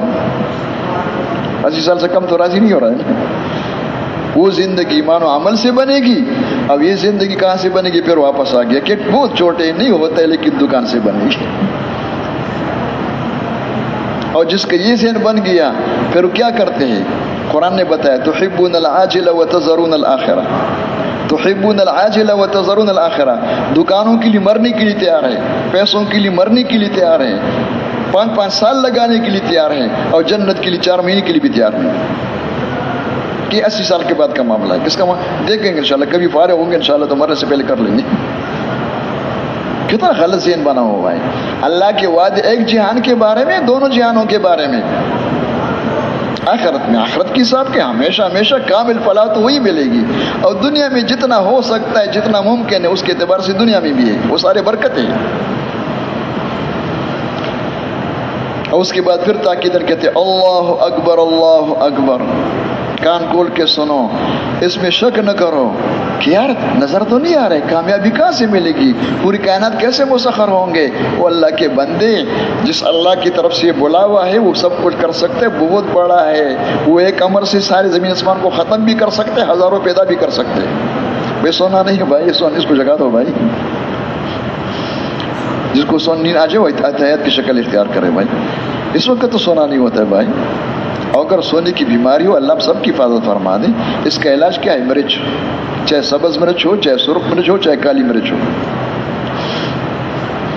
وہ ہمارے عرب سرخ مرچ سے کیا سب سے کیا ڈرتے تو فلفل اسود ہو جائیں، کوئی علاج تو کرے اس کے لیے، ورنہ وہ سارے ہوتے ہیں جس کو اس وقت ذہن میں نہیں، آگے کرے گا کیا؟ تو مؤذن یہ دعوت دے رہے ہیں۔ تو سب سے پہلے جس طرح نماز کی صحت کے لیے وضو ضروری ہے، غسل ضروری ہے، کپڑوں کا پاک ہونا ضروری ہے، اس کے بغیر نماز نہیں ہے، اس طرح نماز قبول ہونے کے لیے دل کی طہارت پاکیزگی ضروری کہ دل سے غیروں کو نکال لو، مخلوق کی بڑائی نکل جائے، اپنی بڑائی نکل جائے، ایک اللہ کا بڑا ہونا دل میں اتر جائے، اور اللہ کے نبی نے جو بتایا، اللہ نے جو بتایا، اعمال سے دونوں جہان میں سب کچھ ملنے کا یقین پیدا ہو جائے۔ اگر یہ نہیں ہے تو ظاہر میں تو پاک و صاف ہے، اندر کیا ہوتا ہے اللہ ہی خیر کرے۔ سب سے پہلی محنت یہی ہے، یہ ایمان اخلاص سیکھنا ہے، اس کے لیے دعوت ہے۔ تو نیت کرو کہ انشاءاللہ ہم سیکھیں گے۔ ایک محنت ہوگی، میں نے کہا نا صلاۃ بین ست جہود، ثلاثہ قبل الصلاۃ، تو ثلاثہ میں سے واحد تو یہ ہو گیا۔ اب دوسری محنت کیا ہے اس نماز کے لیے جو صحابہ والی نماز ہے؟ دوسری محنت علم کی ہے، فضائل اور مسائل۔ فضائل مقدم ہے اس لیے کہ فضائل کا تعلق ایمانیات کے ساتھ ہے۔ کس کے ساتھ ہے؟ اور متفق علیہ کہ ایمان عمل سے مقدم ہے۔ تو فضائل کی تعلیم میں بیٹھنا اور یہ سننا کہ جب میں اس مشین کو اللہ کے احکامات کے مطابق استعمال کروں گا، وضو کرتے وقت، مسجد جاتے وقت، نماز کے میں، اس پر اللہ پاک راضی ہو کر کیا دیں گے، ایک ایک قدم پر کیا ملے گا، وضو کے بعد دعا پڑھنے پر کتنے دروازے کھل جائیں گے، اس نماز پہ کیا ہوگا، کتنے گناہ معاف ہوں گے۔ یہ یقین اندر پیدا کرنا نماز کی، یہ دوسری محنت ہے۔ اب اتنے درجے میں پیدا ہو جائے کہ نماز کا شوق مال کی شوق سے زیادہ ہو جائے، کیا ہو جائے، طلب زیادہ ہو جائے، چیزوں سے زیادہ ہو جائے، اور اس نماز سیکھنے کے لیے تیار کرے اس کو، اور تیار کر کے پھر نماز کا طریقہ علماء سے سیکھے۔ یہ چند دن پہلے کی بات ہے، یہاں میں بیان کر رہا تھا، بیان کے دوران ایک آدمی نے مجھے پرچی دے دی۔ تو ہمارے یہاں ترتیب تو یہ نہیں ہوتا کہ پرچی پڑھتے رہو سوال جواب شروع کرو، یہ تو معلومات ہے، وہ تو سب کے پاس موجود ہے۔ میں نے جیب میں رکھ دی، جب میں باہر نکل کے تو ویسے دل میں کہ اس میں کیا لکھا ہوا ہے، میں کھول تو دوں۔ جب میں کھول دیا تو اس میں لکھا تھا کہ آپ نے جو سارے طریقے ہمیں بتا دیے ہیں، کسی کی کتاب کا نام بھی بتا دو کس کتاب میں ہے، تاکہ اس کتاب کو ہم خرید کر انشاءاللہ یہ سب کچھ سیکھ لیں گے۔ میں نے کہا کتاب کا نام تو میں نے بتا دیا، آپ کو سمجھ میں نہ آئے، وہ آدمی تو تھا نہیں، اللہ آپ کو ہدایت دے دے۔ میں نے کہا جاؤ علماء سے پوچھو۔ کن سے پوچھو؟ علماء کے پاس ایک کتاب ہے، دو کتابیں ہیں؟ بولو بھائی، الماری کی کتاب ہوگی، کیا ہے کیا ہے؟ تو میں نے تو کتاب کا نام بتایا، آپ کو سمجھنے اور کیا کریں۔ ان کے پاس جاؤ، ان کے پاس کتابوں کی الماری ہے، اور کتابوں کو وہ سمجھتے، تم نہیں سمجھتے ہو۔ تم کتاب خرید کر کے لاؤ گے تو کتاب میں کیا لکھو ہے، آپ کو کیا سمجھ میں آ گیا؟ خود بھی گمراہ ہوگے، مخلوق خدا کو بھی گمراہ کرو گے۔ بھئی سمجھ میں آ رہی ہے؟ جزاکم اللہ خیر۔ تو دوسرا حصہ کیا ہے کہ جاؤ علماء سے پوچھو، اس سے معلوم کرو۔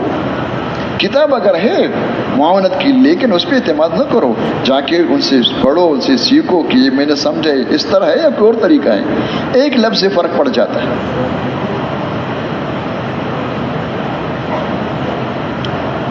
تو علم کی دوسری محنت، فضائل بھی اور مسائل بھی۔ تیسری محنت کیا ہے؟ اللہ کا دھیان پیدا ہو جائے۔ ان تعبد اللہ کأنک تراہ فإن لم تکن تراہ فإنہ یراک۔ اس کے لیے کیا ہے؟ ذکر کی محنت ہے کہ بھئی اللہ کا دھیان کیسے پیدا ہو۔ قرآن پاک پڑھو اور اس طرح شوق سے پڑھو کہ میں اللہ کو سنا رہا ہوں، اللہ سن رہے اور خوش ہو رہے۔ اللہ کی پاکی بیان کرو، اللہ سن رہے۔ اور پھر دعا مانگو کہ اللہ اپنا دھیان مجھے نصیب۔ اس دھیان کو ذکر کہتے ہیں، یہ تو ذکر کے الفاظ ہیں۔ جو لمبی تسبیح ہے نا، اس طرح سے دھوکہ پڑ گیا، یہ تو گنتی کے لیے ہے۔ آج کل ٹسٹس والے شروع ہو گئے، پتہ نہیں کیا نخرے کر رہے ہیں۔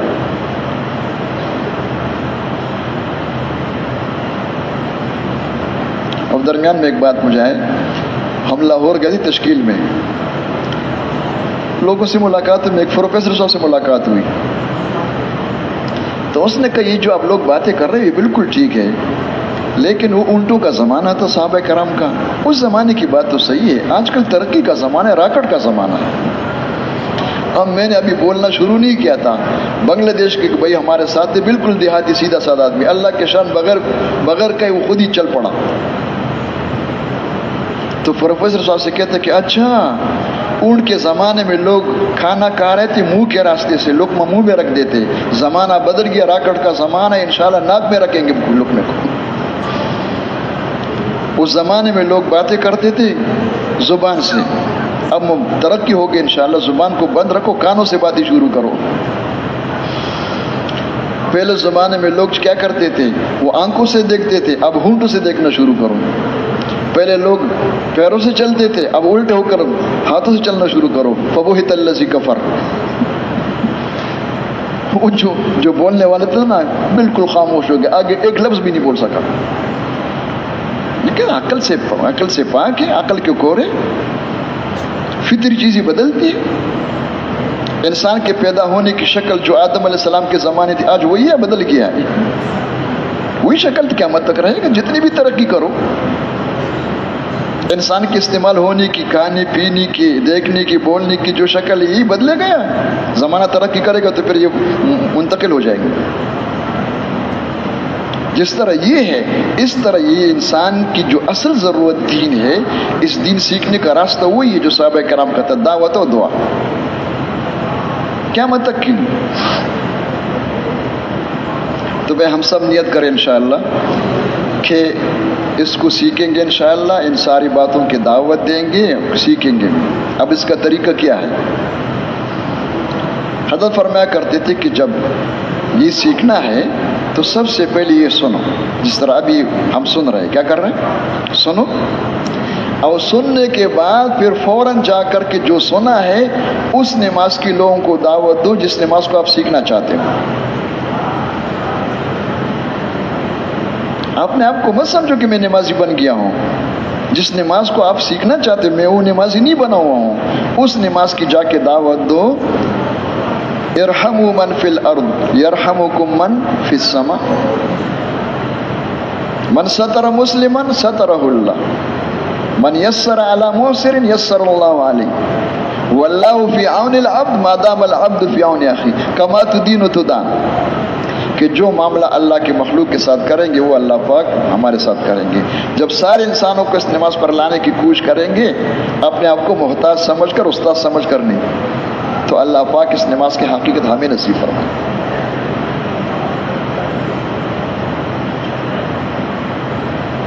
اور ان کی جن کو دعوت دے رہے ان کی تشکیل کرو کہ شب جمعہ میں آئے ہو کہ جی کیسے روزے سے 3 چلے کرو، اس سے دھوکہ لگ جاتا ہے۔ دو کیسی لگ جاتے کہ جب آخر میں کہتے کہ کون کون تیار ہے، آپ 3 چلے تھے، یہ سمجھتے کہ ساری بات میری نہیں کر رہے تھے، اور بولنے والے بھی کہتے میں ان کو سمجھا رہا ہوں۔ یہ زبردست دھوکہ ہے۔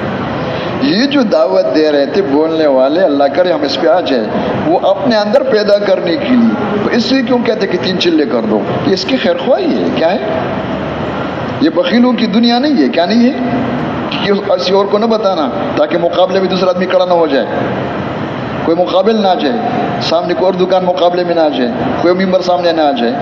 یہ سخیوں کی دنیا ہے۔ انبیاء بڑے سخی ہوتے، سب کے لیے دل سے چاہتے کہ سب کو اللہ ہدایت دے دے۔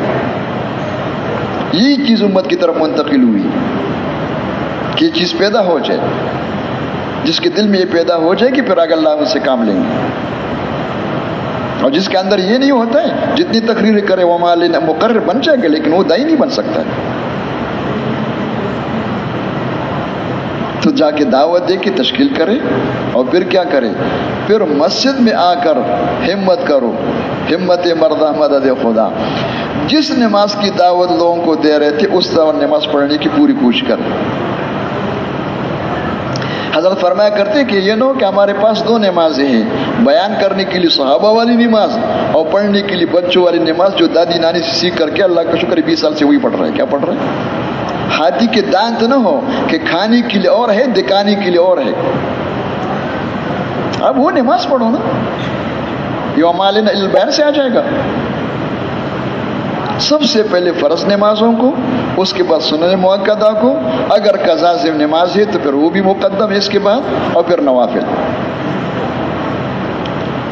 تو اللہ مجھے توفیق دے، آپ بھی نیت کرو انشاءاللہ۔ لیکن رواج میں نہیں ہے، تو میں ذرا نقشہ بتا دیتا ہوں، یہاں پہ آسانی سمجھ میں آ جاتا ہے۔ اب اللہ کا شکر ہے فجر کے بیان میں ہم شریک ہوئے، 2 گھنٹے سنا، 3 گھنٹے بیان سنا۔ کیا سن رہے تھے؟ اللہ کی قدرت، اللہ کی بڑائی، ربوبیت۔ تو جس وقت ہم یہ یقین کے باتیں سن رہے تھے اس وقت ایمان کیا ہوا؟ تازہ ہو گیا۔ کیا ہو گیا؟ تجدید ایمان ہے نا۔ اور اس وقت یقین مستحضر ہو گیا۔ اللہ اکبر، کیا چیز ہے مخلوق، مستحضر ہے۔ ٹھیک ہے، 10 بجے بیٹھ گئے تعلیم میں۔ اب تعلیم میں اگر ادب کے ساتھ بیٹھ جائیں گے تو وہ کہتے کہ وضو کرنے پر 8 دروازے جنت کے کھل جائیں گے، اور جنت میں سونے چاندی کے محلات ہوں گے، اور نوکر چاکر لاکھوں ہوں گے، باغات ہوں گے۔ کہتے یار دکان کیا چیز وضو کے سامنے؟ وضو میں تو سب کچھ اللہ دیتے، کیا دیتے بھائی؟ مسجد جانے پر یہ ملے گا، کلما غدا و راحا، جب بھی جائے گا اور جب بھی آئے گا اللہ کی مہمانی واجب ہوئی۔ جب یہ سنیں گے، اب اس میں سے یہ تو میں نے نمونہ بتا دی، آگے سارے اجزاء کے سنیں گے۔ اب اس وقت اعمال کا فضائل کا استحضار ہو گیا کہ پیسے کچھ کیا چیز اس کے سامنے، اعمال پہ سب کچھ ہوتے ہیں، مستحضر ہو گیا۔ 12 بجے تعلیم ختم ہو گئی۔ اب قاری صاحب کا بھی تلاوت باقی، کیا باقی؟ قرآن پاک شروع کر دیا۔ اب قرآن پاک پڑھ رہے، وہ اللہ کو سنا رہے، مخلوق کو نہیں سنا رہے۔ کس کو سنا رہے؟ اب اس کے احکامات ہوتے ہیں۔ اگر اکیلے ہیں تو زور سے پڑھو، جائے مجمع ہے لوگ نماز پڑھ رہے تو آہستہ پڑھو۔ یہ نہ کہ میرا مزاج ہے، یہ مزاج پر مزاج ہے، پھر اللہ کا حکم نہیں پورا کر رہے ہو۔ وہ اب تو پڑھتے رہتے ہیں نا، کہ مسجد میں ایک آدمی زور سے قرآن پڑھ رہے تھے، عمر بن العزیز رحمۃ اللہ نے اس کو منع کیا، اس نے کسی شروع کر دیا۔ اس نے کہا اگر اللہ کے لیے پڑھنے تو آہستہ پڑھو، اگر مخلوق کے لیے پڑھنے تمہارا پڑھنا بیکار ہے۔ اس کو سیکھنا پڑے گا کہ بھی کہاں زور سے پڑھنا ہے، کہاں آہستہ پڑھنا ہے۔ بہرحال قرآن پڑھ رہے تھے احکامات کے مطابق، اس سے دھیان پیدا ہو پھر تسبیح نکالی سبحان اللہ والحمد للہ ولا الہ الا اللہ، اس وقت اللہ کا دھیان مستحضر ہے، ٹھیک ہے؟ تو فجر میں یقین مستحضر تھا، تعلیم کے وقت فضائل مستحضر تھے، ذکر کے وقت اللہ کا دھیان مستحضر تھا۔ اب یہ صرف اتنا کرنا تو نہیں ہے، اس کو آگے لے جانا ہے۔ کہاں لے جانا ہے؟ زندگی میں، اور زندگی میں سب سے پہلے نماز میں پیدا ہو جائے۔ یہ سب کچھ مستحضر لیکن نماز غائب۔ نماز کا وقت تو نہیں 12 بجے تک ہے کوئی نماز، فرض نماز کا 1 بجے وقت داخل ہو گیا یا 12:30 کا ہو، وقت داخل ہو گیا، اب اللہ کا شکر ہے نماز حاضر ہو گیا اور صبح والا یقین غائب ہو گیا۔ سمجھ میں آ رہی ہے؟ وہ صبح والا یقین کیا ہوا؟ یاد ہی نہیں ہے۔ وہ 10 بجے تعلیم مستحضر، نماز غائب، اور جب نماز حاضر تو 10 بجے والی کیا ہو گیا؟ وہ استحضار غائب ہو گیا۔ 12 بجے تلاوت کرتے، ذکر کرتے، اللہ کا دھیان مستحضر تھا، نماز غائب تھا۔ اور جس نماز میں چلانے کے لیے سب کچھ ہے، انت عبد اللہ کا عبادت کے اندر ہے، بندگی کے اندر ہے، جب نماز آ گیا تو وہ دھیان غائب ہے۔ تو کیا ہوگا؟ ساری زندگی بچوں والی نماز پڑھتے رہو گے۔ بے سمجھ میں آ رہی ہے؟ جزاکم اللہ خیر۔ اب طریقہ اس کا کیا ہے؟ طریقہ اس کا یہ ہے کہ فجر کے بیان میں بیٹھ گیا، بطور مثال میں عرض کر دیتا ہوں، تو مت سمجھو کہ میں وقت گزاری کر رہا ہوں، اب میں نماز کی تیاری کر رہا ہوں۔ سب سے پہلی چیز کیا ہے قبولیت کے لیے؟ ایمان اخلاص ہے۔ 3 گھنٹے 2 گھنٹے میں ایمان اخلاص کو سن رہا ہوں، اس کے ساتھ پھر کیا ہے کہ فضائل کا یقین ہے، تو پھر 10 بجے بیٹھ کر فضائل سن رہا ہوں، پھر درمیان میں موقع مل گیا تو مولوی صاحب سے نماز سیکھ رہا ہوں، پھر موقع مل گیا تو میں ذکر کر رہا ہوں کہ دھیان پیدا ہو جائے، اور درمیان میں اللہ بلا سے اپنے آپ کو بچاؤں تاکہ دولت ضائع نہ ہو جائے۔ کیا خیال ہے؟ ایک آدمی گاڑی چلا رہے، جہاز چلا رہے، اسے کہو کہ بھائی مجھے مشغول نہ کرو، اس وقت میں اہم کام میں لگاؤں، کس میں لگاؤں؟ اب جب ظہر کی نماز آ جائے تو ظہر کی نماز میں اس کو چلانا ہے۔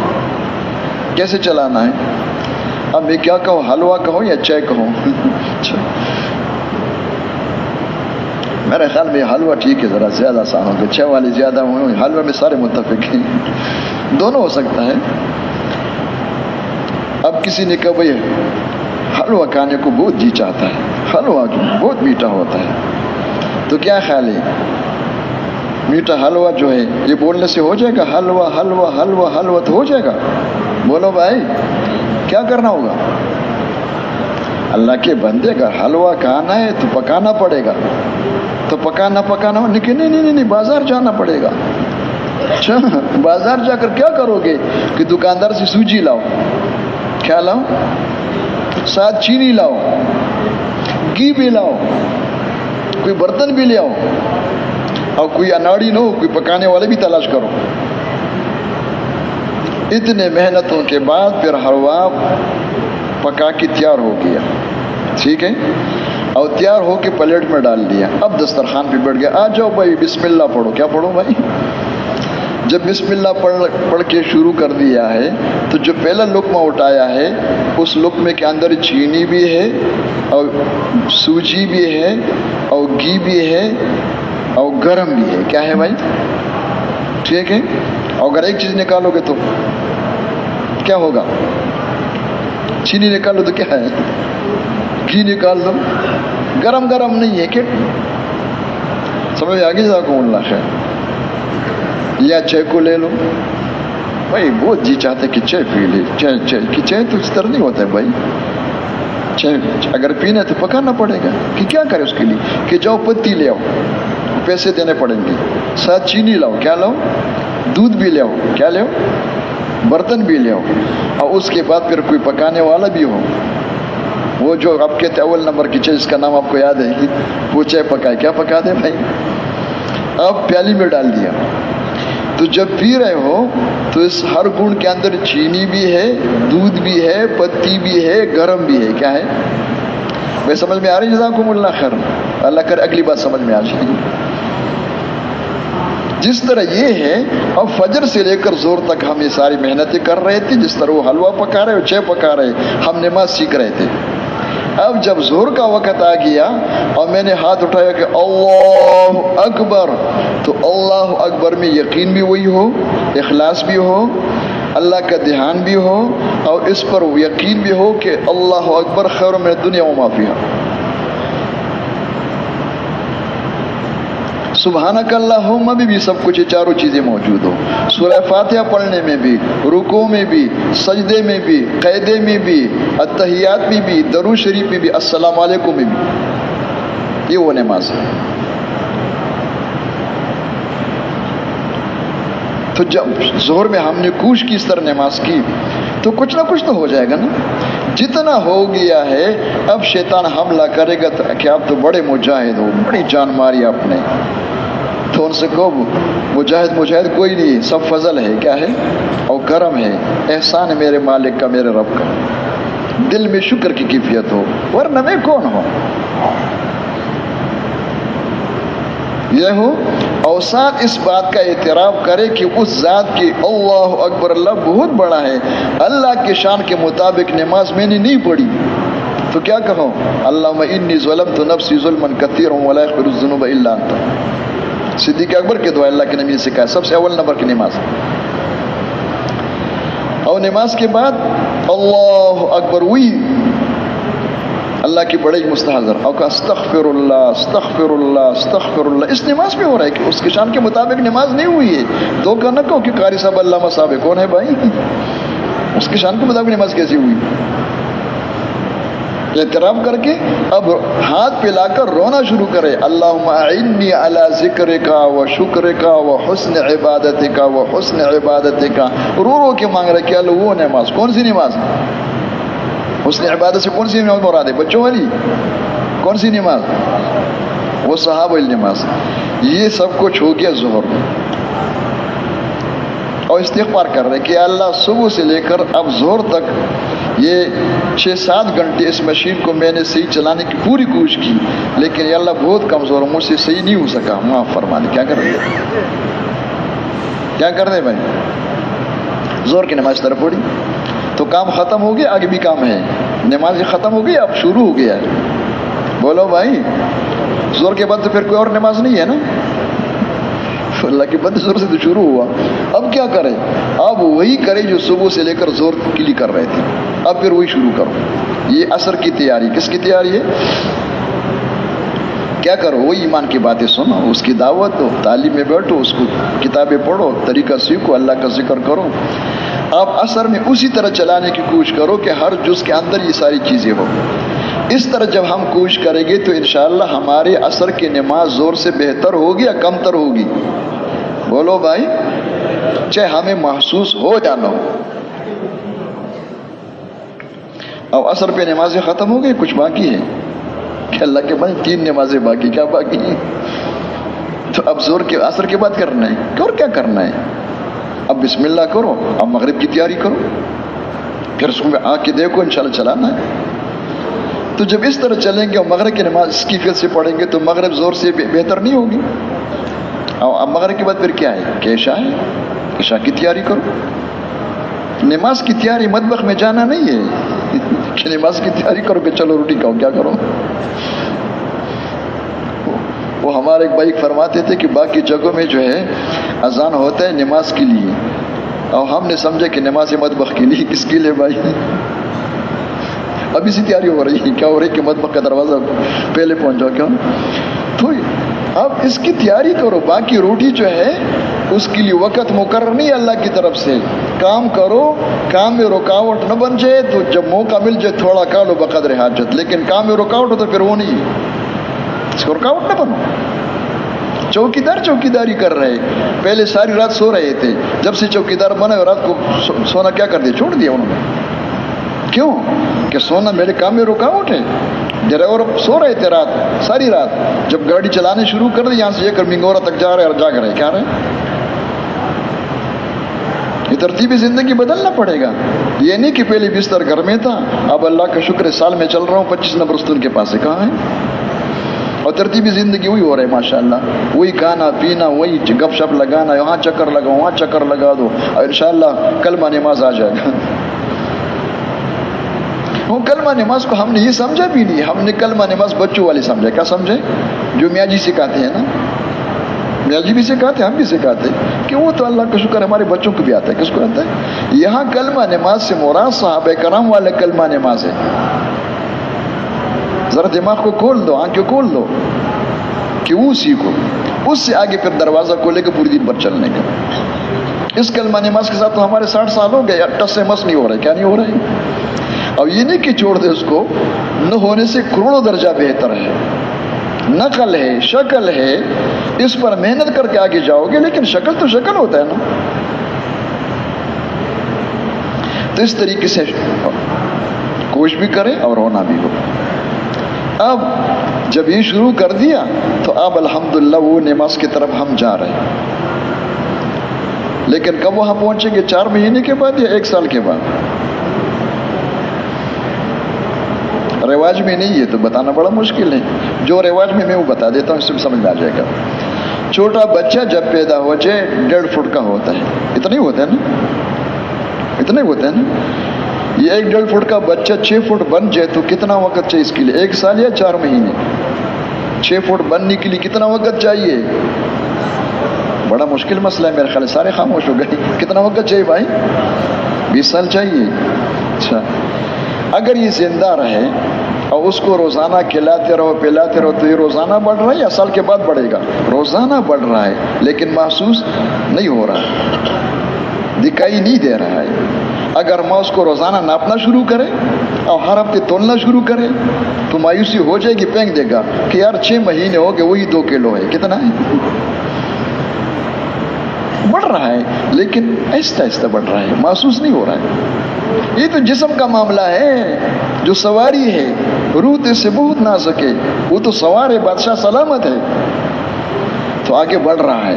یہ بھی اس لیے کہتا ہوں کہ ایسا نہ ہو کہ 4 مہینے لگا کر آسمان کی طرف دیکھ کہ فرشتے نظر نہیں آ رہے. کہتے یار 4 مہینے سال ہو گیا وہ نماز نہیں آیا. وہ نماز اتنا سستے راستے کی چیز ہے. کرو محنت, انشاءاللہ آگے جا رہے ہو, پہنچ جاؤ گے. اللہ سے استقامت مانگو. کیا مانگو؟ تو یہ 3 محنتیں نماز کو نماز بنانے کے لیے اللہ مجھے آپ کو توفیق نصیب فرمائے. کریں گے انشاءاللہ بھائی. اس نماز کے بعد جب ہاتھ پہ لا کر مانگا جائے گا تو اللہ جل جلالہ ہر ضرورت کو اپنے قدرت سے پورا کر دیں گے انشاءاللہ. وہ سب کچھ سر کے آنکھوں سے نظر آئے گا جو کتابوں میں پڑھ چکے ہیں لیکن نظر نہیں آ رہا ہے. تو اس نماز کو سیکھنے کے لیے کہنا ہے. کس کے لیے کہنا ہے؟ حضرت جی رحمۃ اللہ کے بیان میں قصہ ہے کہ گیدڑ آئے تھے ایک گاؤں میں. تو رات کو تو گیدڑوں کی بادشاہی ہوتی ہے, اتنے زور سے نعرے لگاتے کہ سمجھو کہ شیر ہے. کون ہے؟ جس نے سنا وہ دیکھ لو نا, اس آواز کتنا زوردار ہوتا ہے. لیکن گیدڑوں کی بادشاہی سورج نکلنے تک ہوتا ہے. سورج نکل گیا تو بادشاہی ختم, بھاگتے. جب سورج نکل آئے تو سارے بھاگ رہے تھے. جب بھاگ رہے تھے ساری گیدڑ تو ایک گیدڑ نے نعرہ لگایا, کہا پدرم سلطان ابود. ایک گیدڑ نے نعرہ لگایا کہ میرے والد صاحب اس علاقے کا بادشاہ تھا, میں شہزادہ ہوں. کون ہے؟ تو باقی گیدڑوں نے کہا مرا چھو تھرا چھو, مرا چھو تھرا چھو. بادشاہ تھے تو آپ کے والد صاحب بادشاہ تھے, تمہیں کیا ہمیں کیا, تم بھی بھاگ رہے ہو. اندر کو وہ حال ہے جو آپ کو نظر آ رہا ہے. بھاگتے وقت کیا صورت حال ہوتا ہے, ہم بھی بھاگ رہے ہیں. حضرت نے فرمایا کب تک لوگوں کو ڈرانے کے لیے اپنے بڑوں کے قصے سناتے رہو گے کہ صحابہ کرام نماز پڑھ کے یہ کر دیا, انہوں نے یہ کر دیا. تم کب بنو گے یا گیدڑ کی طرح نعرے لگاؤ گے؟ میں سمجھ میں آ گیا لوگوں پر روڈ ڈالنے کے لیے. کس کے لیے؟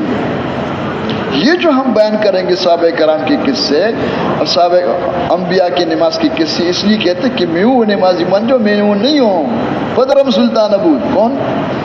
صحابہ کرام وہ نماز سیکھ چکے تھے, ہاتھ دعا مانگ کر کے کیا گئے دریا کے اوپر چل رہے تھے, آگ سے کھیل رہے تھے. کس سے کھیل رہے تھے؟ اس نماز کو سیکھنے کے لیے کس سے سنانا ہے کہ دھوکہ نہ لگ جائے بیان سے. تو اللہ مجھے آپ کو توفیق نصیب فرما دے. اس سے نماز بن جائے گی انشاءاللہ اور سب کچھ ملے گا. تو اب کیا کرے, سو جائیں کہ نہیں اللہ کے بندے جب گھر میں کچھ نہیں ہوتے تو سونا ہوتا ہے. سمجھ میں آ گئی. لیکن جب سونا آ جاتا ہے پھر سونا نہیں ہوتا ہے. وہ غریب آدمی ہے, وہ رات کو اس کو نیند آ جاتی, نہیں آ جاتی, کیا آ جاتی. اس کو کیا خطرہ ہے کہ کوئی چور آ جائے گا تو کیا لے جائے گا مجھ سے. لیکن جب سونا گھر میں آ جائے، کیا جائے بھائی 5 من سونا ہے تو پھر کیا ہوتا ہے؟ پھر سونا ہوتا ہے؟ بولو بھائی، پھر کیا ہوتا ہے؟ سونا ختم ہو جاتا ہے. کیوں؟ کہ اللہ کے بندے 5 من سونا ہے، 1 سیکنڈ کے لیے اگر آنکھ بند ہو کے اٹھا جائے گا تو بیڑا غرق ہو جائے گا. کیا ہو جائے گا؟ اس نماز کو بچانے کے لیے آگے 3 محنتیں ہیں کہ نماز تو مل گیا، اللہ کا شکر ہے، سارے مسئلوں کا حل. بے تاج کے حضرت فرمایا کرتے تھے کہ جس کو یہ کلمہ نماز مل گیا وہ بے تاج کے بادشاہ ہے، وہ کسی کا غلام نہیں بن سکتا ہے، کسی کا خوف نہیں مخلوق میں، وہ کسی کے محتاج نہیں ہے، اس کے ساتھ کوئی کھیل نہیں سکتا ہے. لیکن اس نماز کو بچانے کے لیے اب تفصیل کا موقع نہیں، کسی اور کو عرض کروں گا، صرف گنتی کر رہا ہوں کہ 3 محنتیں بچانے کے لیے. سب سے پہلی محنت کمانا. نوکری ہے، دکانداری ہے، زمینداری ہے، مزدوری ہے، جو کمائی کی شکلیں ہیں ان کے اندر بھی ایمان ہو، اخلاص ہو، اللہ کا دھیان ہو، نبی کا طریقہ ہو. اگر اس کے اندر نہیں ہے تو آپ کے نماز پہ جنازہ نکل جائے گا. 1 لقمہ حرام کا اندر چلا گیا، 40 سال کی نماز مردود ہو جائے گی. یہ نماز کو بچانے کے لیے اپنے کمائی ٹھیک کرو. دین صرف مسلح کے اوپر نہیں ہے کہ ہاں محمدی ہے اور کاروبار میں یہودی ہے، سارا سود پہ چل رہا ہے. دوسری محنت، پہلی محنت. دوسری محنت، جو کچھ اللہ دے دے اس میں اپنی مرضی نہ کرو، قارون نہ بنو کہ انما اوتیت علی علم عندی، کہ میرے ہاتھوں کا کیا ہے، کمال ہے، میں نے کمایا ہے. کمال ومال کیا ہوتا ہے؟ اللہ نے دیا ہے. کس نے دیا ہے؟ تم مسلمان ہو، آپ نے کلمہ پڑھا ہے. اب یہ آپ کے اس میں اختیار نہیں ہے. اللہ پاک اس مال کو، اس کمائی ہوئی چیزوں کو کہاں لگوانا چاہتے، جہاں جہاں اللہ لگوانا چاہتے وہی لگانا مجھے آ جائے، آپ کو آ جائے. یہ ہو گئی دوسری محنت، ورنہ نماز کا جان نکل جائے گا. اگر اس مال کو غلط خرچ کرو گے نا یہود نصارہ کے طریقے پر، اور پھر کہتے کہ وہ نماز کے بعد وہ ہو جائے. تیسری محنت کیا ہے نماز کو بچانے کے لیے؟ وہ ذرا بہت مشکل ہے، کہہ دو یا چھوڑ دو اس کو، ہے مشکل. وہ ہے معاشرت. کیا ہے؟ کمانا، خرچ کرنا اور معاشرت. یہ تو مسجد میں تو نہیں ہو گیا، نہیں تو باہر ہوں گے. معاشرت کا معنی کیا؟ کہ لوگوں کے ساتھ زندگی گزارنا پارٹی کی بنیاد پر نہ ہو، زبان کی بنیاد پر نہ ہو کہ ہمارے ہم زبان ہے، پٹھان ہے، پنجابی ہے، سندھی ہے، بلوچ ہے. کیا ہے بھائی؟ ٹھیک ہے نا؟ یہ ظلم کے نعرے ہیں، یہ جاہلیت کے نعرے ہیں. ہمارے پارٹی کا ہے، ہمارے علاقے کا ہے، میرے خاندان کا ہے، ہم کسی کے نہیں ہیں. ہم کس کے ہیں؟ بولو بھائی. معاشرت حق کی بنیاد پر ہو. ظالم کون ہے، مظلوم کون ہے، مظلوم کے ساتھ دینا ہے، مظلوم کا ساتھ نہیں دینا ہے. اب کیا کریں، تفصیل کا موقع نہیں، نمونہ بتا دیتا ہوں. آخری حد تک ہمارا اپنا سکا بھائی ہے، تبلیغی بھی ہے، سال بھی لگ گیا، داخلہ مل گیا اس کو. اس نے کسی ہندو کو مارا، ناجائز 10 تھپڑ لگا دی اور اس سے زبردستی پیسے چھین لی. وہ ہندو آ کر یہاں شور مچا رہا ہے کہ اللہ کے بندو تم ایمان کے باتیں کر رہے ہو، میرے ساتھ یہ ہو رہا ہے، یہ بول کیا رہے ہو، کر کیا کر رہے ہو. اب جب ہم نے سنا، اگر ہم نے کہا کہ بہت اچھا ہو گیا، کافر کے بچے تمہیں تو زندہ جلانا چاہیے، تو ہم کون ہیں؟ بولو بھائی، ہم کون ہیں؟ مسلمان ہیں؟ ہم کون ہیں؟ پکے ظالم ہیں. کون ہیں؟ کیوں؟ کیا ہمارے بھائی نے مارا ہے تو مظلوم ہے. ہم کہتے بہت اچھا کیا، تو ہم ظالم کے ساتھ ہیں. کس کے ساتھ ہیں؟ تو ہمیں کیا کرنا چاہیے؟ ہم کہتے بھائی ہمارا بھائی ہے، مسلمان ہے، لیکن ظالم ہے، ہم ظالم کے ساتھ نہیں ہے. تم بھی کافر ہو، اللہ کے دشمن ہو، لیکن مظلوم ہو. کیا ہو؟ رب کا حکم ہے کہ مظلوم کا ساتھ دو. اچھا، درخواست کرتے ہیں کہ ہمارے بھائی سے غلطی ہو گئی، معاف کرو. کہ نہیں، معاف نہیں کروں گا، میں بدلہ لوں گا. کہ لینا ہے تو پھر بدلہ خود نہ لو. ہماری شریعت میں طریقہ ہوتا ہے کہ قاضی صاحب آئیں گے، وہ سنیں گے، وہ ترتیب ان کو معلوم ہے. بغیر سیکھے فیصلے نہ کرو، جہنم میں چلے جاؤ گے. نماز نہیں سیکھا، وہ قاضی بن رہے ہیں، پتہ چل جائے گا مرنے کے بعد. فیصلے کر رہے ہیں، کوئی پوچھنے والا نہیں، پوچھنے فرشتے لے کر رہے. تو قاضی صاحب آئیں گے. اب اس نے آ کر کے سارا فیصلہ سنا دیا کہ ٹھیک ہے اب مظلوم ہے ثابت ہو گیا. اس نے کہا پھر میں بدلہ لوں گا اپنے ہاتھ سے, مجھے اجازت دے دے. اس نے کہا ٹھیک ہے لے لو. اب ہم سب کے سامنے ایک کافر اور ایک ہمارا مسلمان بھائی, کافر مظلوم اور مسلمان کون؟ ظالم. قاضی صاحب نے فیصلہ کر دیا, ثابت ہو گیا. اب وہ کافر ہندو جو ہے ہمارے مسلمان بھائی کو مار رہے, تپڑ شروع کر دے. 1 2 3 4 5 6 7 8 9 10. اس نے کتنے طرف لگا دی؟ 10. اور ہم سب خوش ہو رہے کہ اللہ کا حکم پورا ہو رہا ہے. کیا ہو رہا ہے؟ رو نہیں رہے اس پہ کہ ظالم ہے, اس کا علاج ہو رہا ہے. کیا ہو رہا ہے؟ اس کے لیے خیر ہے یہ. لیکن اس ہندو کو وہ شوق پڑ گیا کہ یار بڑی پارٹی, اتنے لوگ میرے ساتھ ہیں, اب میرے تو اکثریت ثابت ہو گئی. کیا ہو گئی بھائی؟ میں بادشاہ بن گیا. اب اس نے ہاتھ اٹھا دیا. 10ویں کے بعد کیا ہوتا ہے بھائی؟ 10ویں کے بعد کیا ہوتا ہے؟ 11واں ہوتا ہے نا. اب کہاں چلے گئے پتہ نہیں کہ تو 11ویں کے لیے ہاتھ اٹھا دی. کیا اٹھا دیا؟ 10 تو مار چکے تھے نا, مزہ آ گیا. اب جب 11ویں تپڑ کے لیے ہاتھ اٹھائے تو ہم کیا کہیں گے کہ سنو ہندو کے بچے, کافر کے بچے, ابھی تک تم مظلوم, یہ ظالم, ہم آپ کے ساتھ 10 تک. اب 11ویں تپڑ میں تم ظالم ہو, ہمارا بھائی مظلوم ہے. کان کھول کے سنو, اگر ہاتھ آپ نے اٹھا دیا آپ کو اوتیا پانچا کریں گے کہ چٹی کی دودھ یاد آ جائے آپ کو. کیا سمجھتے تم؟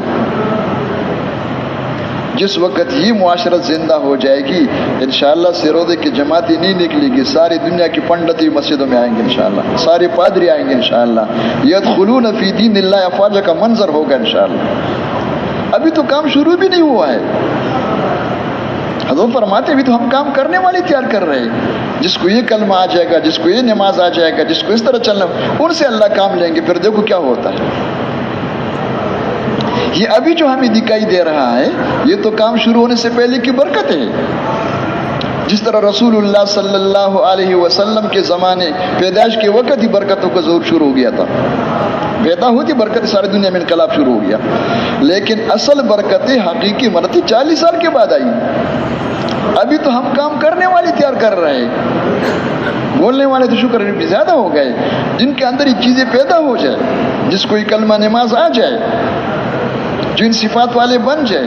اور اس کا خلاصہ بتا دیتا ہوں کہ کام والے کون ہوں گے. آپ نے تو سنا ہے کہ یہ کام کیا جاتا ہے, لیا جاتا ہے. کام کن سے لیا جائے گا؟ جس کی زندگی اپنی دعوت کے مطابق بن جائے گی, جو کہہ رہے زبان سے وہ اندر باہر اس طرح ہو جائے, اس سے کام لیا جائے گا. اور جس کی زندگی اپنے دعوت کے مطابق اندر باہر نہیں بنی ہوئی, جتنے زور لگا رہے, شور مچا رہے, تقریری کرتے رہے, یہ کوئی سرکاری کام نہیں کہ قبضہ کر لو گے, اس سے کام نہیں لیا جائے گا. تو یہ وہ نماز ہے 6 محنتوں کے درمیان ہے.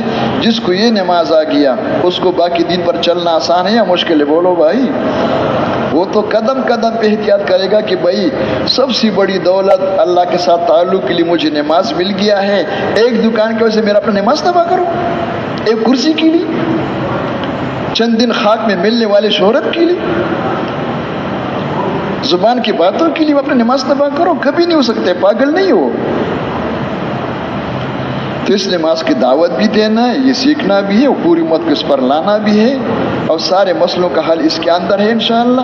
اس سے پھر آگے سب کچھ چلنا آسان ہوتا ہے. جس کو یہ نماز آ گیا وہ ہر جگہ صحیح چلے گا نہیں چلے گا.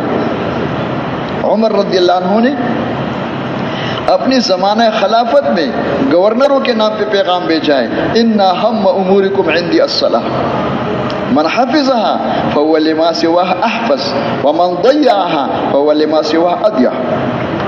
کان کھول کے سنو کہ دین کسی ایک عمل کا نام نہیں ہے, مجموعی پوری دین میں, لیکن دین میں بنیادی عمل نماز ہے. کیا ہے؟ جو اس کو سیکھے گا, اس کے بعد کرے گا, آگے بھی صحیح چلے گا. اور جو نماز کے نمبر میں پھیلے وہ کسی جگہ اس سے خیر نہیں پھیلے گا. کیا اللہ کے نبی نے فرمایا قیامت کے دن سب سے پہلے اعمال میں کس عمل کا حساب ہوگا؟ فرض نماز کی.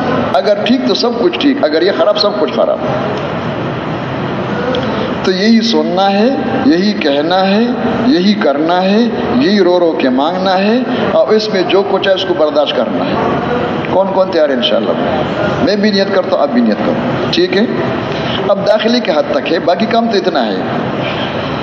جن بھائیوں کے ابھی تک 4 مہینے نہیں لگے اور سال نہیں لگا ہے، اس طرح کے داخلہ مل جائے، جی لگ جائے، جس کا جی لگے وہ روزانہ کرے گا۔ وہی نہیں ہے کہ میرے کتنے دن ہو گئے، کتنے سال ہو گئے۔ تو جن کا ابھی تک اس طرح 4 مہینے نہیں لگے ہوئے ہیں اور سال نہیں لگا ہوا ہے، ایک درخواست ہے بھائی، تشکیل کے دوران اڑ کے جانا خطرناک شکل ہے، اللہ ہم سب کی حفاظت فرما دے۔ ان کو بٹھا دو سب کو، فرمائے شکل وہ اختیار کر رہا ہے کہ سمعنا و عصینا، حقیقت تو نہیں ہے، یہ بہت خطرناک شکل ہے، 2-3 منٹ کے بعد ہے۔ ان کو بٹھا دو بھائی، جانے والے جتنے بھی ہیں، ان کا نقصان ہو رہا ہے، ان کو بٹھا دو بھائی، ان کو بٹھا دو بھائی، جو جا رہے ہیں اس میں سے ان دونوں کو بٹھا دو۔ اچھا اے بھائی سن لو، جزاکم اللہ، اجتماعات میں بھی ہو رہا ہے، مرکزوں میں بھی ہو رہا ہے۔ جیسے تشکیل شروع ہو گیا، سب کھڑے ہو گئی، وہ سب فرمایا کرتے انتہائی خطرناک شکل ہے، حقیقت تو نہیں ہے، یہ شکل اٹھ کے جانا سمینا واسینا کی شکل ہے، کہتے ناپسندیدہ شکل ہے۔ کہتے آج کی دور میں بھی آپ نے سنا ہوگا اخباروں میں، اطلاعات میں، کہ فلاں ملک کے سفیر کو بلا کر کے ناپسندیدہ شخصیت قرار دے کر ملک چھوڑنے کا حکم دے دیا کہ نکلو، آپ کا شکل، ہم پاکستان سے نکل جاؤ۔ یہ ناپسندیدہ ہے، کیا ہے؟ تو خدا کے واسطے اجتماعات میں بھی، مرکزوں میں بھی 2-3-5 منٹ کا مسئلہ ہوتا ہے، ساری محنت کر کے آخر میں ہم شکست خوردہ ہو کر دشمن جیت جاتے ہیں۔ جم جانا چاہیے اور شکل وہ اختیار کرے کہ سمعنا واطعنا، شکل بنائیں گے تو اللہ رحم فرمائیں گے۔ تو اٹھنا کسی نہیں، جزاکم اللہ خیر۔ نماز کی تیاری کے لیے سب کو کہا ہے، انشاءاللہ سب تیاری کریں گے۔ اب وہ حضرات جن کے 4 مہینے سال نہیں لگا ہوا ہے، ہمت کر کے کھڑے ہو جاؤ کہ اس طرح انشاءاللہ ہم سال لگائیں گے اور 4 مہینے لگائیں گے انشاءاللہ۔ کھڑے ہو، جزاکم اللہ، اس سے پہلے گھر نہیں جائیں گے بھائی، جہاں ترجمے ہو رہے ہیں وہاں تشکیل شروع کرے، جزاکم اللہ خیر، سب قبول فرما دے، اللہ آسان فرما دے۔ اچھا یہ بتاؤ، کھڑا ہونا کس کے لیے ہے اور بیٹھنا؟